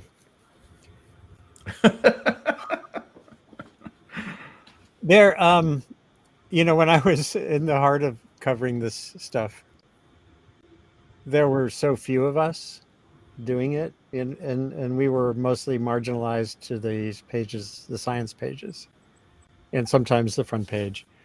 But the stories that got on the front page from the early aughts were my stories on George W. Bush's, the politics of it got on the front page. And journalism has now absorbed the climate story in a way that I think is deeply problematic. It's just kind of like if we had a climate risk desk as opposed to a climate change desk at these newspapers, that would be better, because then you're looking at it without the filter, without this kind of preconceived narrative of climate change. By the way, they don't call it the climate change test. They just call it the I know. test. No, Yeah. I know. I actually applied the New York Times in 2016. I had been, I left the paper in 2010. I did my blog freelance through 2016. And then right around that time, they announced they were creating a climate editor. They'd never had a climate editor either. And I applied for that job, but my application, my manifesto was more to make it very wide ranging, sort of a risk focused process, and to have a meteorologist blogging the way the Washington Post does very effectively with their Capital Weather Gang is really a great model, and to explore the full question of our relationship with the climate system. And I didn't get the job. That's fine. I went to ProPublica. ProPublica wanted gotcha journalism about climate, and I was there for about a year, and I didn't fit in very well there because again, they were looking for the villains, and to me, it's too simplistic to think that there is a gotcha approach to the climate problem. So I was there for just a year, and that's when I finally really left journalism as we know it. I think the biggest problem right now with the way media cover this is what I call narrative capture, where you have the story in your head, you go out and fill in the blanks to build your story, as opposed to there was just an epic flood in Western North Carolina from this storm. What do we know about the history, of past patterns of storms in that area, the role of development and driving the losses, and the role of climate change? And I would have to look back at the New York Times coverage, but my guess is you would see a lot of it framed around, or the stories that talk about climate change have it in the foreground instead of in the background.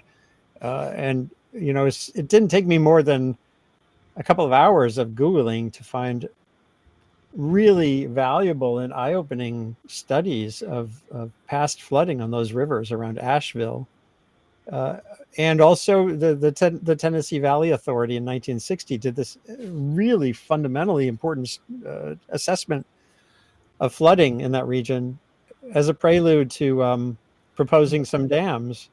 As Judith said earlier, in Europe, the same thing happened here. The dams were rejected on the basis of scenic or other local NIMBY rationales that were there. They would be there largely to control flood risk.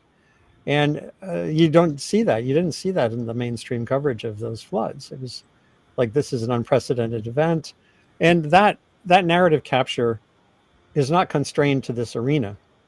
I was at the New York Times, after 9/11, and I saw the same phenomenon then with the story of chemical weapons in Iraq.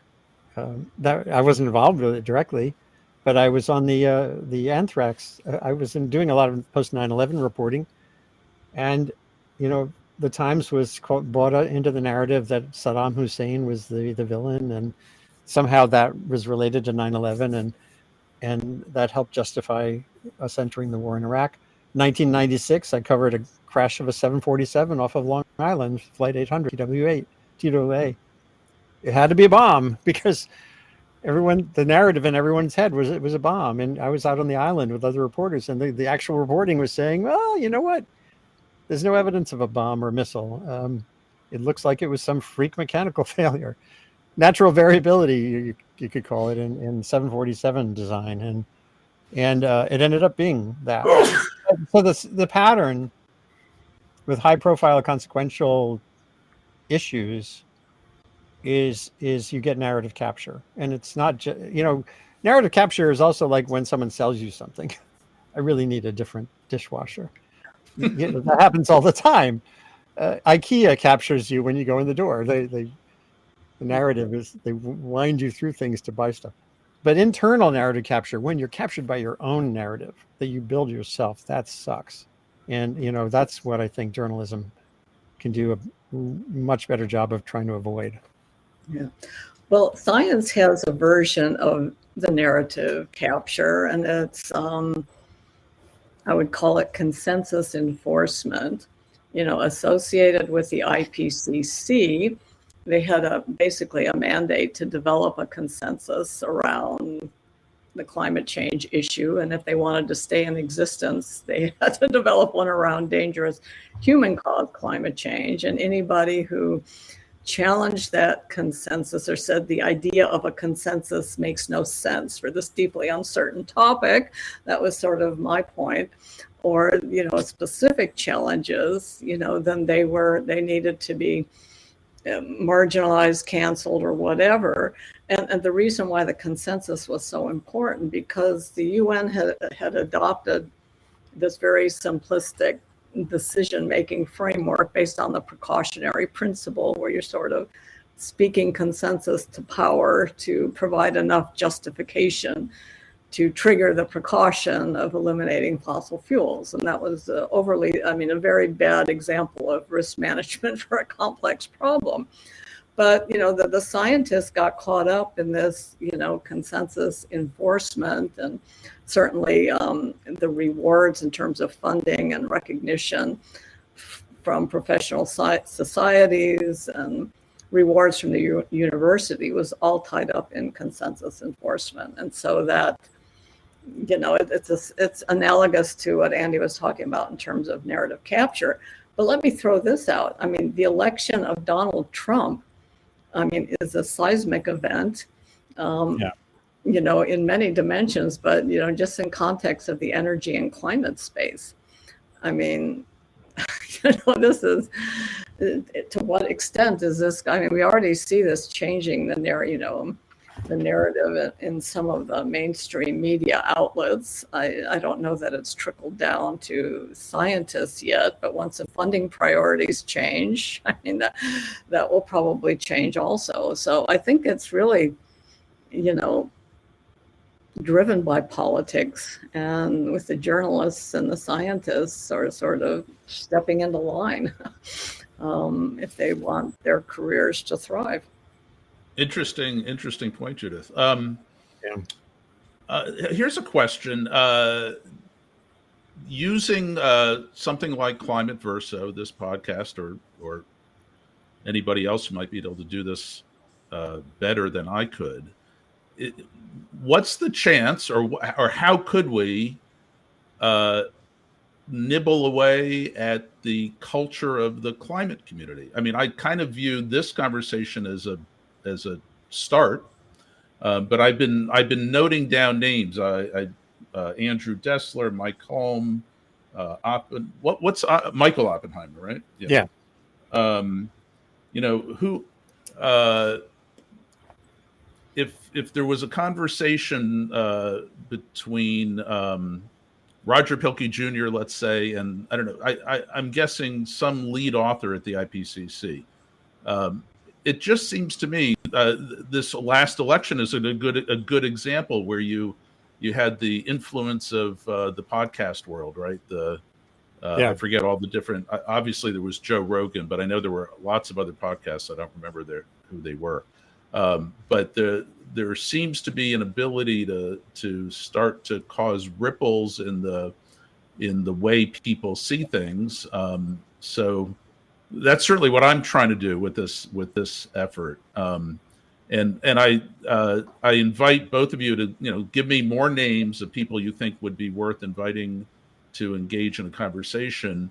And also, given that the two of you certainly agreed probably more than you disagreed, I'm real curious as to Judith, I guess a conversation you and I had maybe 6 months ago, you suggested somebody like Carrie Emanuel talking to you might be an interesting conversation. But I'm just looking for pairings of scientists. Carrie would be good.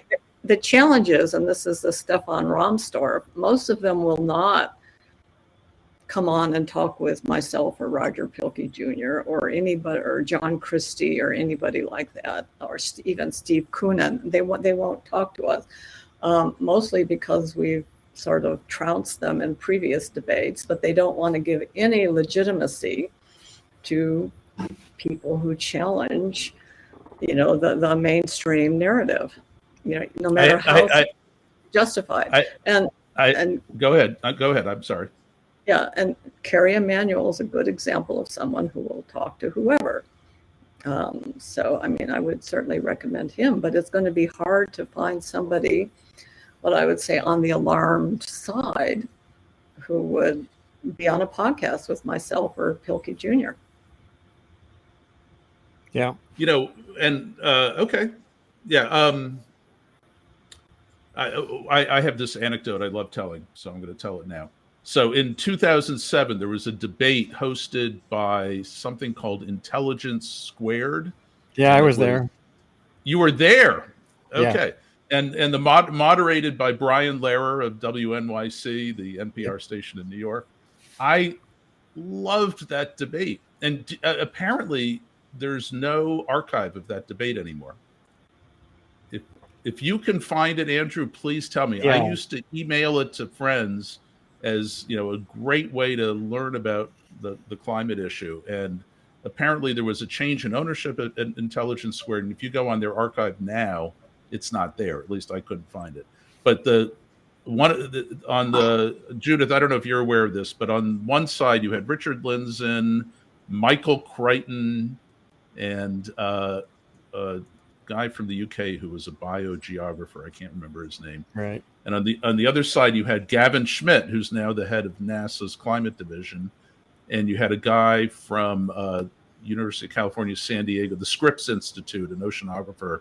I don't remember his name. And then a woman from Union of Concerned Scientists. Union of Concerned Scientists. Yeah, Brenda Ezekiel or something like that. Yeah, Equazile. Yeah.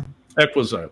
So that was just a fascinating debate. And before the debate, the audience was polled, and something like 50% thought global warming was a problem, and a much lower number thought it wasn't, and 10% didn't have an opinion. And then after the debate, the numbers had switched; they had flipped, and the people not worried about global warming was a little bit higher than the people worried about But then after that, Gavin Schmidt made a public pronouncement that he would never participate in the debate again. Like you said, Judith, his side got trounced. Okay. I have another example for you. This was hosted by the American Physical Society, their public policy sort of council. They were going to do a statement on climate change.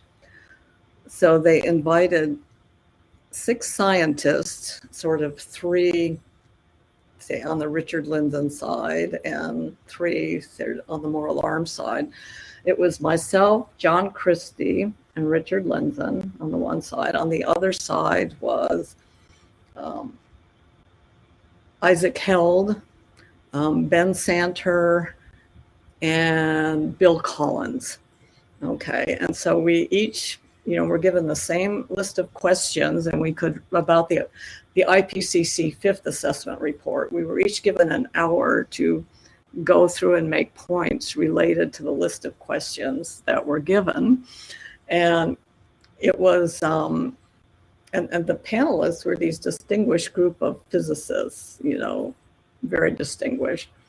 So we went through this, and it was actually, it wasn't like a vote thing, but it was this event that flipped Steve Koonin. He was actually he was on the committee, and he says, wait a minute, I bought all this. I don't think I can buy it anymore. And so then he went on to write a book called Unsettled. It was apparently the other side of was fairly convincing. And it was very friendly, except Ben Santer and John Christie got into it. They have a long-standing animosity going back to the 3rd IPCC assessment report. But other than that, it was, interesting. I hadn't thought of that. Good points. So it's on my blog. They had a transcript of the whole thing, and that probably even better than the Intelligence Squared one, because it was really deep into the science. Mm-hmm. So that's another good example where, everybody showed up. I don't know if Ben Santer would do it again. All right. I wrote down Ben Santer, John Christie. Well, that'll be my my shoot for the stars episode, if I can get that to happen. Yeah, I don't think it would happen. John Christie would do it, but Ben Sancho wouldn't, I don't think. The one thing that bothers me in this arena is the debate format is all framed around winning and losing. I mean, Andrew Dessler debated. I think he and Roger Pupke Jr. have been on a debate platform together. There have been various iterations like that, but you have an audience vote. But the climate problem is so multidimensional that having a win-lose debate, unless you frame the question correctly, is really doesn't get you very far. That's why I think the American Physical Society was so good. It wasn't framed as a debate. I mean, none of us agreed completely with each other. It wasn't one side versus the other. Sometimes I had more in common with Isaac Held than I did with John Christie or something like that. Right. So it was like, we each had individual perspectives. We're looking at the same data, the same model simulations, and and our mental models for linking all that together into understanding uncertainties and valid conclusions and whatever, was very different across the board. And then you get at the whole, everyone has a different reaction to uncertainty. This is where the behavioral science comes in. There's no common, this idea that there is a precautionary principle with capital P is fantasy. And this extends way beyond climate science. I've touched on the issue of CRISPR technology, the genetic editing, and the possibility of exterminating a species of mosquito that's killing untold thousands in Africa. Recently, Europe was pushing for precautionary approach to that technology based on some possibility it might disrupt the ecosystem to have this particular species of mosquito turned off essentially by genetics. And the African Union was all for it. There is no single frame of. I have a whole section on that book, the tension between precaution and innovation. How do you strike that balance? And none of these are, if it's something that people don't care about, should we get rid of red dye number 3? I mean, the only people who care about it are the people who manufacture red dye number 3. I mean, that's an easy one to, maybe get rid of and nobody cares about. But most things have, pros and cons and benefits and disadvantages, and there's clash of values and everything else that makes this really impossible. So precautionary is just not useful for anything other than the most mundane, simplest kind of problems like yellow dye number 3. Yeah, and and I don't want to take us too down into the darkness, but we have a media environment well beyond the news media that has led to extraordinary plasticity about basic facts. Robert F. Kennedy Jr., speaking of red dye number 2 or 3, he and others are going to be trying to deal with health regulations in ways that have no connection to data at all. And so I really worry we're getting into a time with issues like climate change, secondary, I think, to health for sure, where we're really going to be trying to feel for the walls. How do we have a cogent discussion? What are congressional hearings going to be like, Judith, in this arena when there's a Kennedy as a health secretary? We'll have to maybe circle back in a couple months, and I know then we will know what they were like. And just one last example: Bill McKibben and Jim Hansen, who have literally chained themselves to the same fences, the White House and coal mines, for their concerns on climate change, have fundamentally different views of what to do about it. This is Jim Hansen, who is the scientist I wrote about in 1988, who started the discussion, and Bill McKibben, who wrote his book in 1989 about global warming. And Bill is totally, at least until recently, he's always been rigidly anti-nuclear, and Jim Hansen wrote that if you think renewable energy can solve the climate problem, you also believe in the tooth fairy.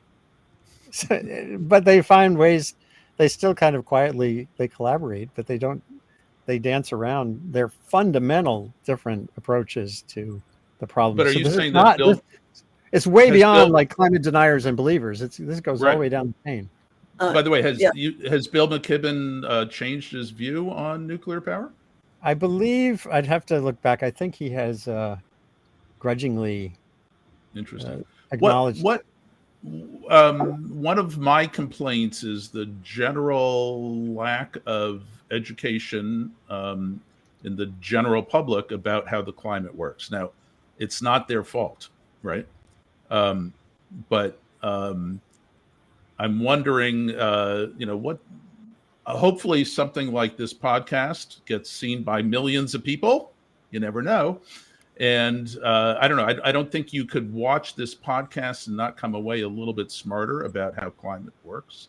But any thoughts as to how do you get regular people who are by the way, they're being asked to vote for politicians who are going to implement whatever energy or climate policy, right? So it's almost like we've taken this issue of climate science, like how does the climate work, and we've dumped it into the laps of the general population. Like everybody has to have an opinion about what we should be doing about this issue.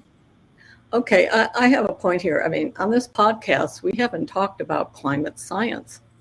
I mean, we've talked about the psychology and the history and the philosophy, but we haven't talked about the nitty-gritty science issues. Okay. So we're not talking. This hasn't been a climate science. Nobody's learned any piece of physics or chemistry or anything related to the climate. Okay. But the issue is, and this goes back to the framing by saying this has to be science-driven policy, speaking consensus to power in order to eliminate fossil fuels so that we don't have severe weather. I guess that's the argument.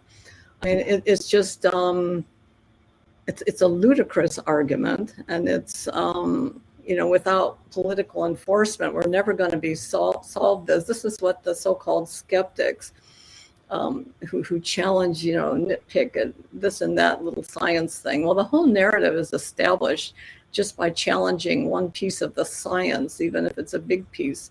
It doesn't change the narrative. So does the population need to understand climate science? I would say not at all. Even people who call themselves climate scientists, ecologists, economists, and all this kind of stuff, geochemists, don't understand fundamental physics of climate dynamics, which is really what drives this whole thing.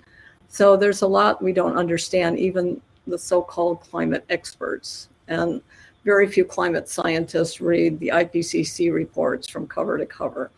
So, I mean, we don't know. But if you take, both Andy and I have been pushing this, if you take a risk perspective on this,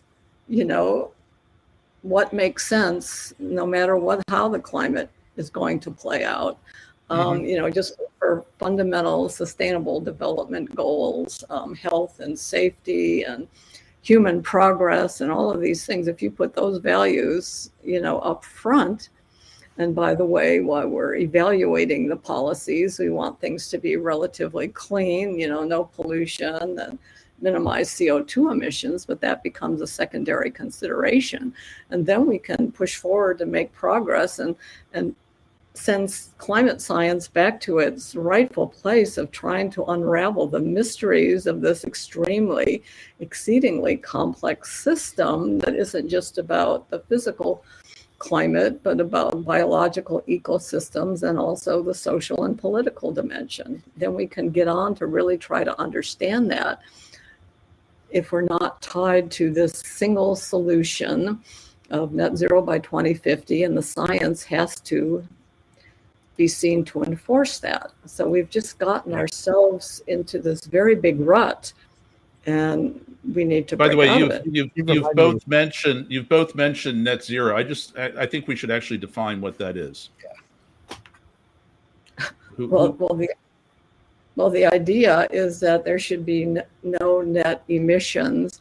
I mean, the simplistic way is to eliminate fossil fuels and cows and cement and steel and everything like that that produces emissions.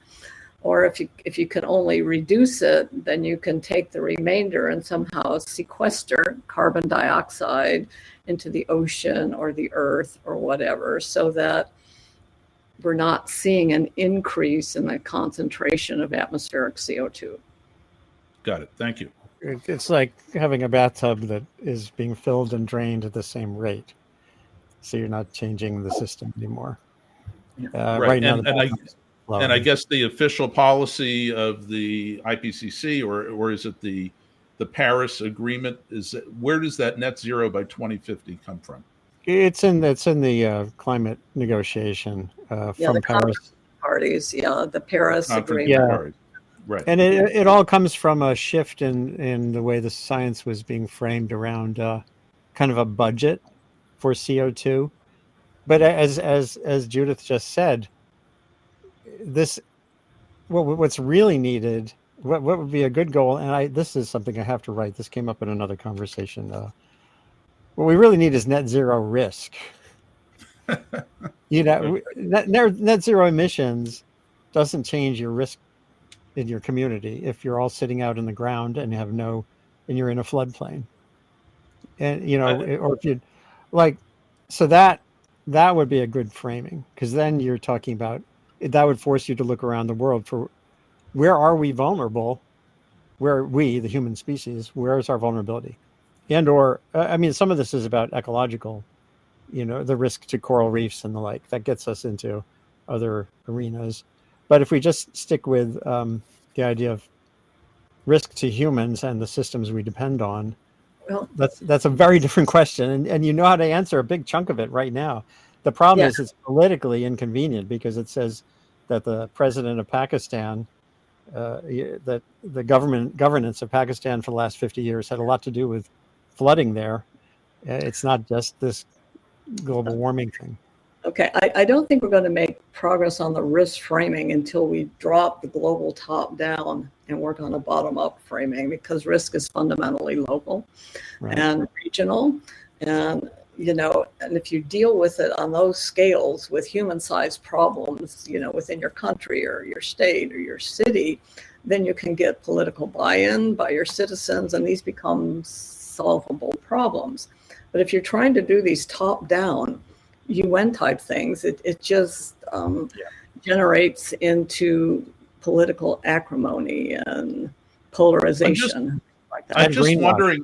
I'm just wondering if maybe that's starting to happen. I mean, a couple of things I've heard in the last year is it really doesn't matter what Europe or the US do in terms of emission reductions, because China, India, Pakistan, Bangladesh, Indonesia are committed to increasing energy utilization to improve the well-being of their populations. And they're just not listening to the top-down UN recommendations. And then also, if you look at what's happening in Europe, I've certainly read some articles talking about how in Germany and the UK in particular, and I guess the Netherlands perhaps, that the energy policy has really started to hurt the manufacturing economies there, and that maybe over time, and maybe over not so distant future, that this issue kind of works itself out.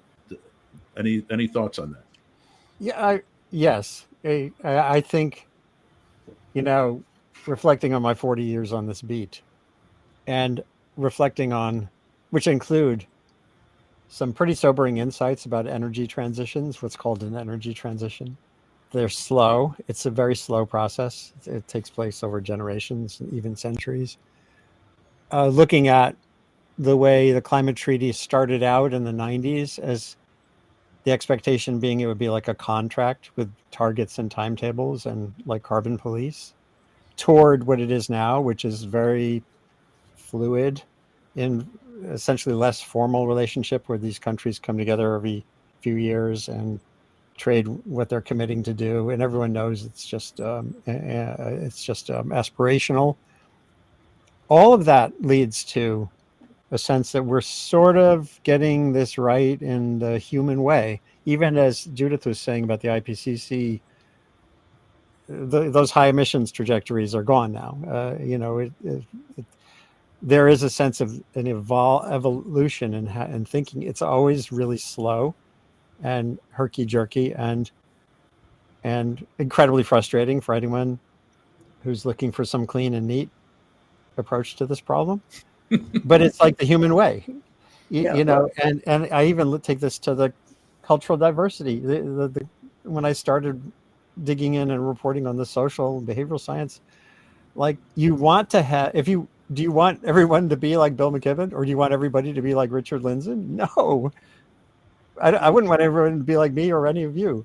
We need diversity, and it's implicit in the human experiment that there's diversity.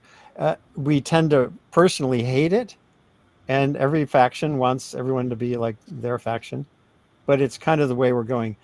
So that's why I don't think we're going to fix the IPCC, or there's institutional inertia. The UN is full of inertia. There's still conferences on global governance. I don't see any evidence there is global governance, not just on climate, and energy systems. Things are getting better overall over time. The human race has been decarbonizing since 1800, according to what's his name, Rogner, over at the International Institute for Applied Systems Analysis. But it's like this really long thing that's just part of our journey. So yeah, I mean, that's my longish answer to your question. I think it's all working itself out.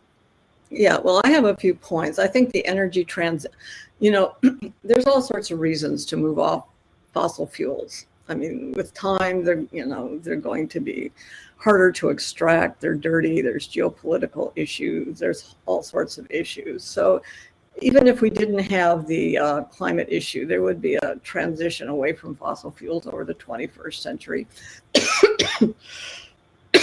Excuse me.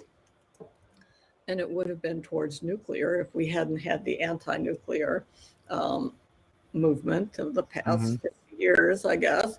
And the thing about these nets, these urgent nets, well, the only thing that we can afford, that we can actually do quick enough, is wind and solar. And to me, this has set back the 21st century energy transition by 2 decades and trillions of dollars, because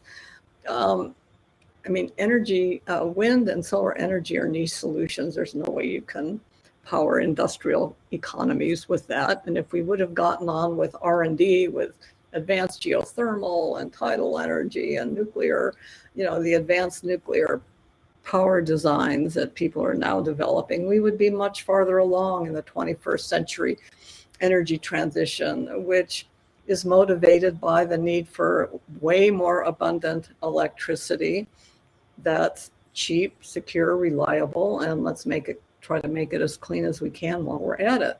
So I think we've actually slowed down the energy transition by what we're doing.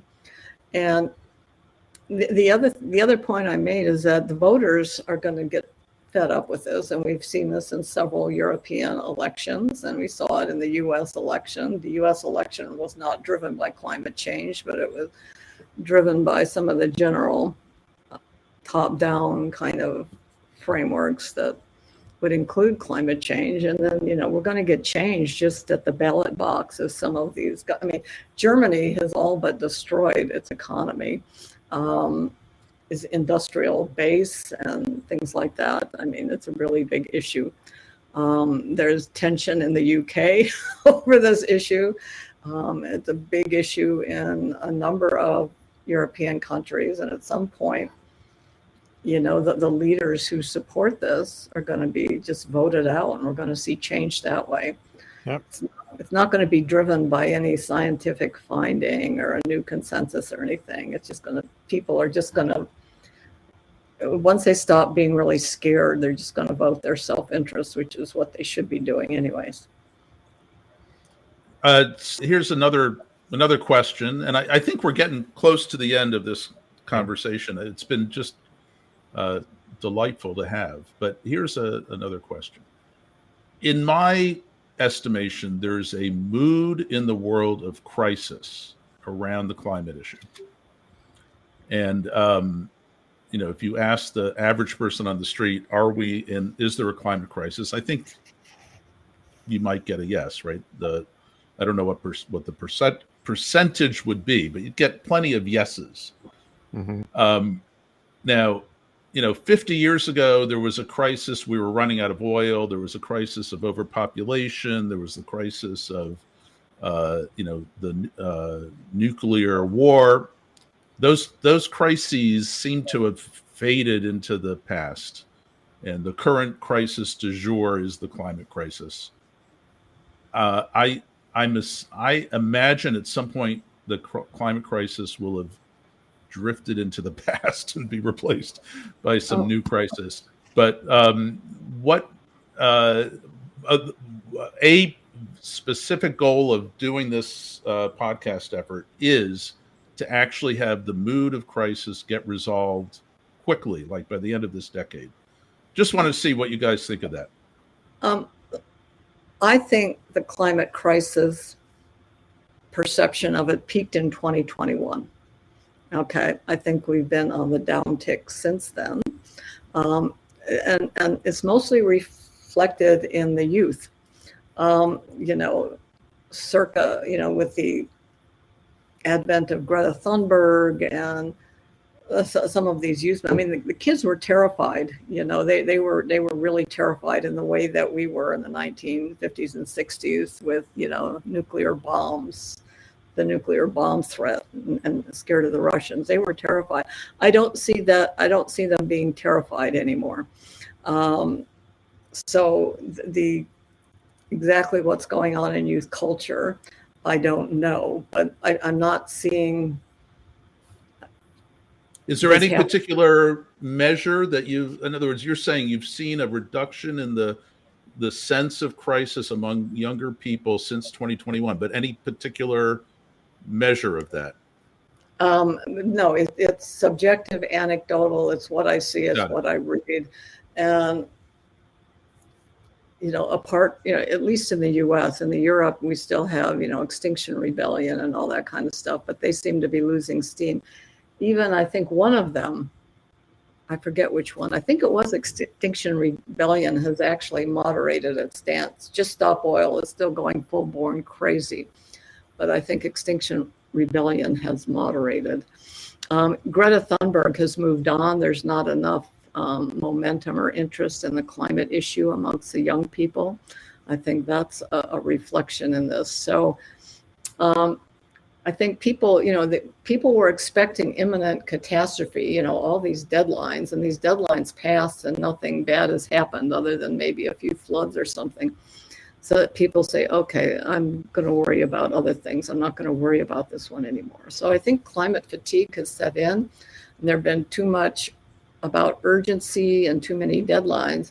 If it was sold as, look, this is a long-term thing that we need to deal with, rather than people think that if we stop burning fossil fuels, we're going to get rid of bad weather. I mean, if they hadn't been sold that bill of goods, I mean, we could have been in a much more rational place on this whole thing. But I think it has already turned the corner, that people are just fatigued. They don't see, and the 1.5 degrees threshold, I guess this year, at least in some temperature records, we will have passed the 1.5 degree threshold. That won't hold. It'll be dropping down. But that's psychological. And people say, okay, well, we passed 1.5 degrees. The world didn't end. Okay, I'm going to go on and worry about the next thing. I'm not going to worry about this one. Yeah, and it goes beyond perception. I mean, Gavin Schmidt, who has come up here before, way back in like 2006 or 2007, he wrote on Real Climate when the number was 2 degrees centigrade. He wrote 2 degrees of no return, and he criticized the idea that there are thresholds of that sort. So there you get a lot of agreement within the science community. I think we mentioned earlier the tipping point. Just to be point. clear, you're saying in 2006, Gavin Schmidt was saying we shouldn't be focused on a 2-degree threshold. Thresholds, correct. Yeah, the thresholds, tipping points are specious and have no scientific basis. No, that's correct. There's no scientific basis for these thresholds. They're just political targets designed to provoke maximum action. And now that we're passing 1.5, that's sort of backfired because people said, oops, we're at 1.5 and nothing bad happened. And but the idea that the climate, I mean, let me just back up here. I think there was an overheated expectation that more media coverage, more language would somehow motivate more action. And what we've seen demonstrably is that the mix of events that people confront, from their local economic circumstances to, by the way, a pandemic that hit in 2020, who the hell was thinking about climate change, except there were some news articles that, oh my God, the emissions have actually stopped. There were even some who almost framed it as a good thing, which is, of course, absurd. There are many things going on in the world that are competing for our priorities and attention, and climate. As I wrote on my blog, I'm looking at a headline. This is from my Sustain What Thing 2021, same year. Behind global climate emergency rhetoric, solvable local vulnerability emergencies abound. So what we see on the news or in your feed of extreme flooding events is something that's largely addressable on the ground through better urban planning, building codes and fire zones, et cetera.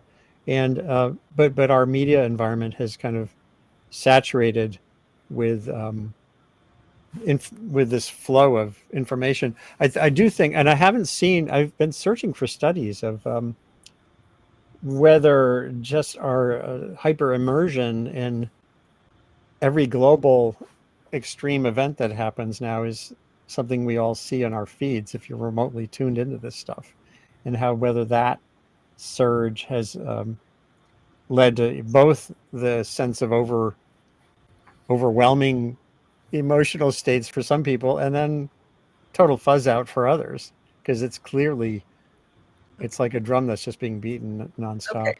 But bad weather has always happened. Okay. So that's what I'm saying. It's just that now it's aggregated and broadcast in ways that weren't happening. But they blamed it on nature. They blamed it on nature. Okay. And, these things happen, terrible things, and they blamed it on nature.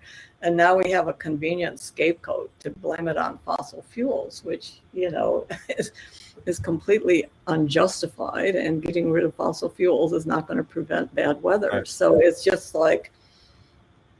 stupid. It's just stupidity.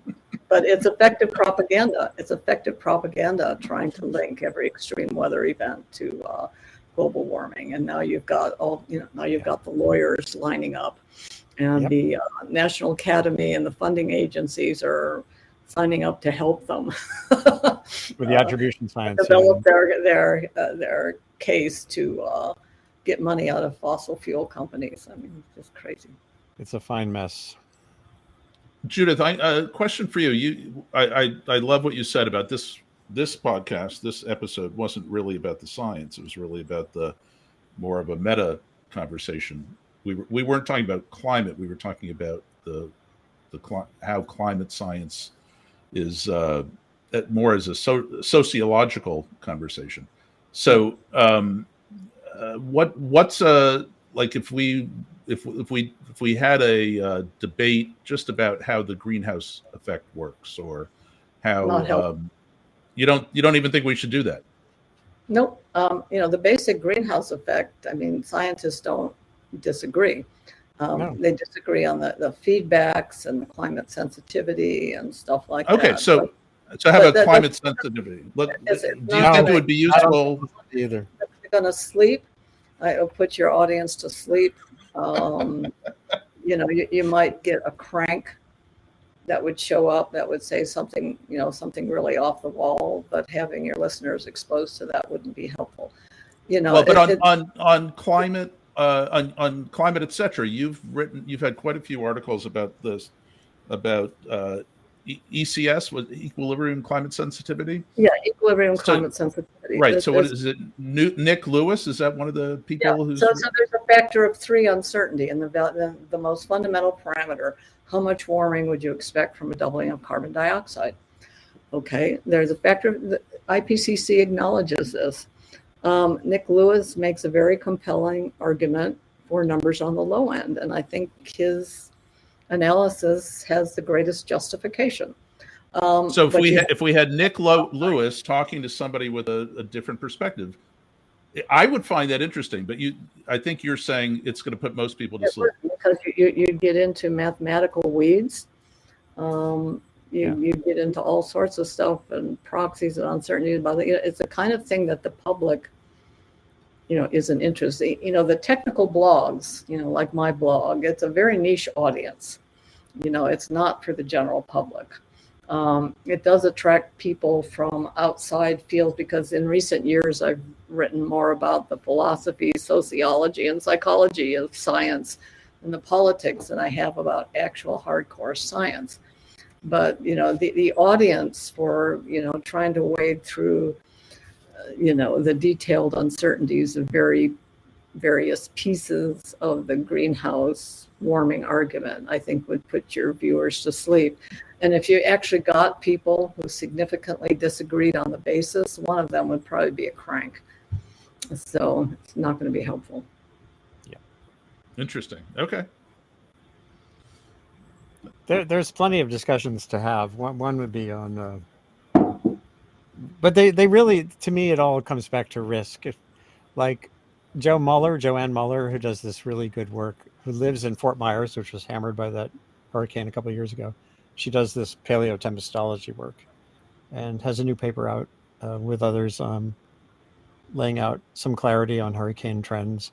If you get her and Carrie Emanuel in a conversation, who comes at it more as a modeler, that could result in some incremental kind of progress on what should Floridians be thinking about global warming, not to mention Floridians, but anyone who's a taxpayer whose money goes to disaster response, which is funneling a lot of money from average people to disaster that exists not because of climate change, but because of societal change.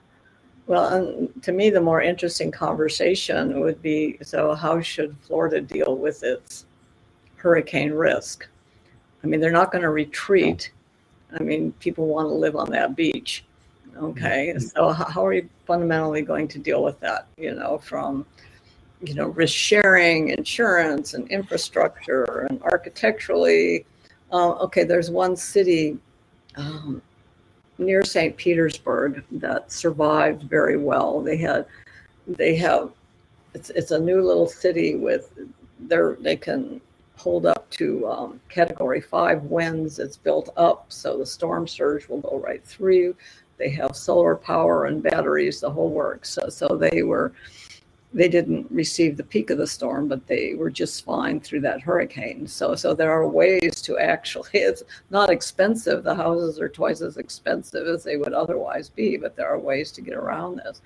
Right. And then there's how to manage the water. Too much water is very flat. You have to figure out how to manage that water. And it's not just a storm surge, but the rain, it just floods out. And most, trying to talk about solutions, understanding the risk and, what's the solution space and what's the politics, for and against these other things. I think that this is kind of the discussion we need to have, rather than trying to argue about nuances of the greenhouse effect or even equilibrium climate sensitivity. That would be my preference. I think that's where the dialogue needs to turn to. These Absolutely. kind of. And Michael Oppenheimer basically said the same thing. You should get him on this show for sure. He said the same thing in my conversation with him recently on, should the IPCC study tipping points or study risk reduction? And it comes down to risk reduction. Great. Okay. I think let's wrap it up for now. It's been wonderful having you. I'm certainly going to reach out to both of you to just request any assistance in terms of attracting more people to come on the podcast. And anything you'd like to say, either of you, just to wrap this conversation up. Judith, you want to say something? Well, I think we've talked quite a bit. It's been a very interesting conversation. I appreciate your arranging it. It was really interesting and enlightening, I think. Good. Good. Yeah, and I would just say that I hope, well, conversations like what you're trying to do here are vital in terms of breaking down some of the artificial barriers and identifying areas of agreement that get hidden by edge-driven disputes. And not to mention disciplinary barriers.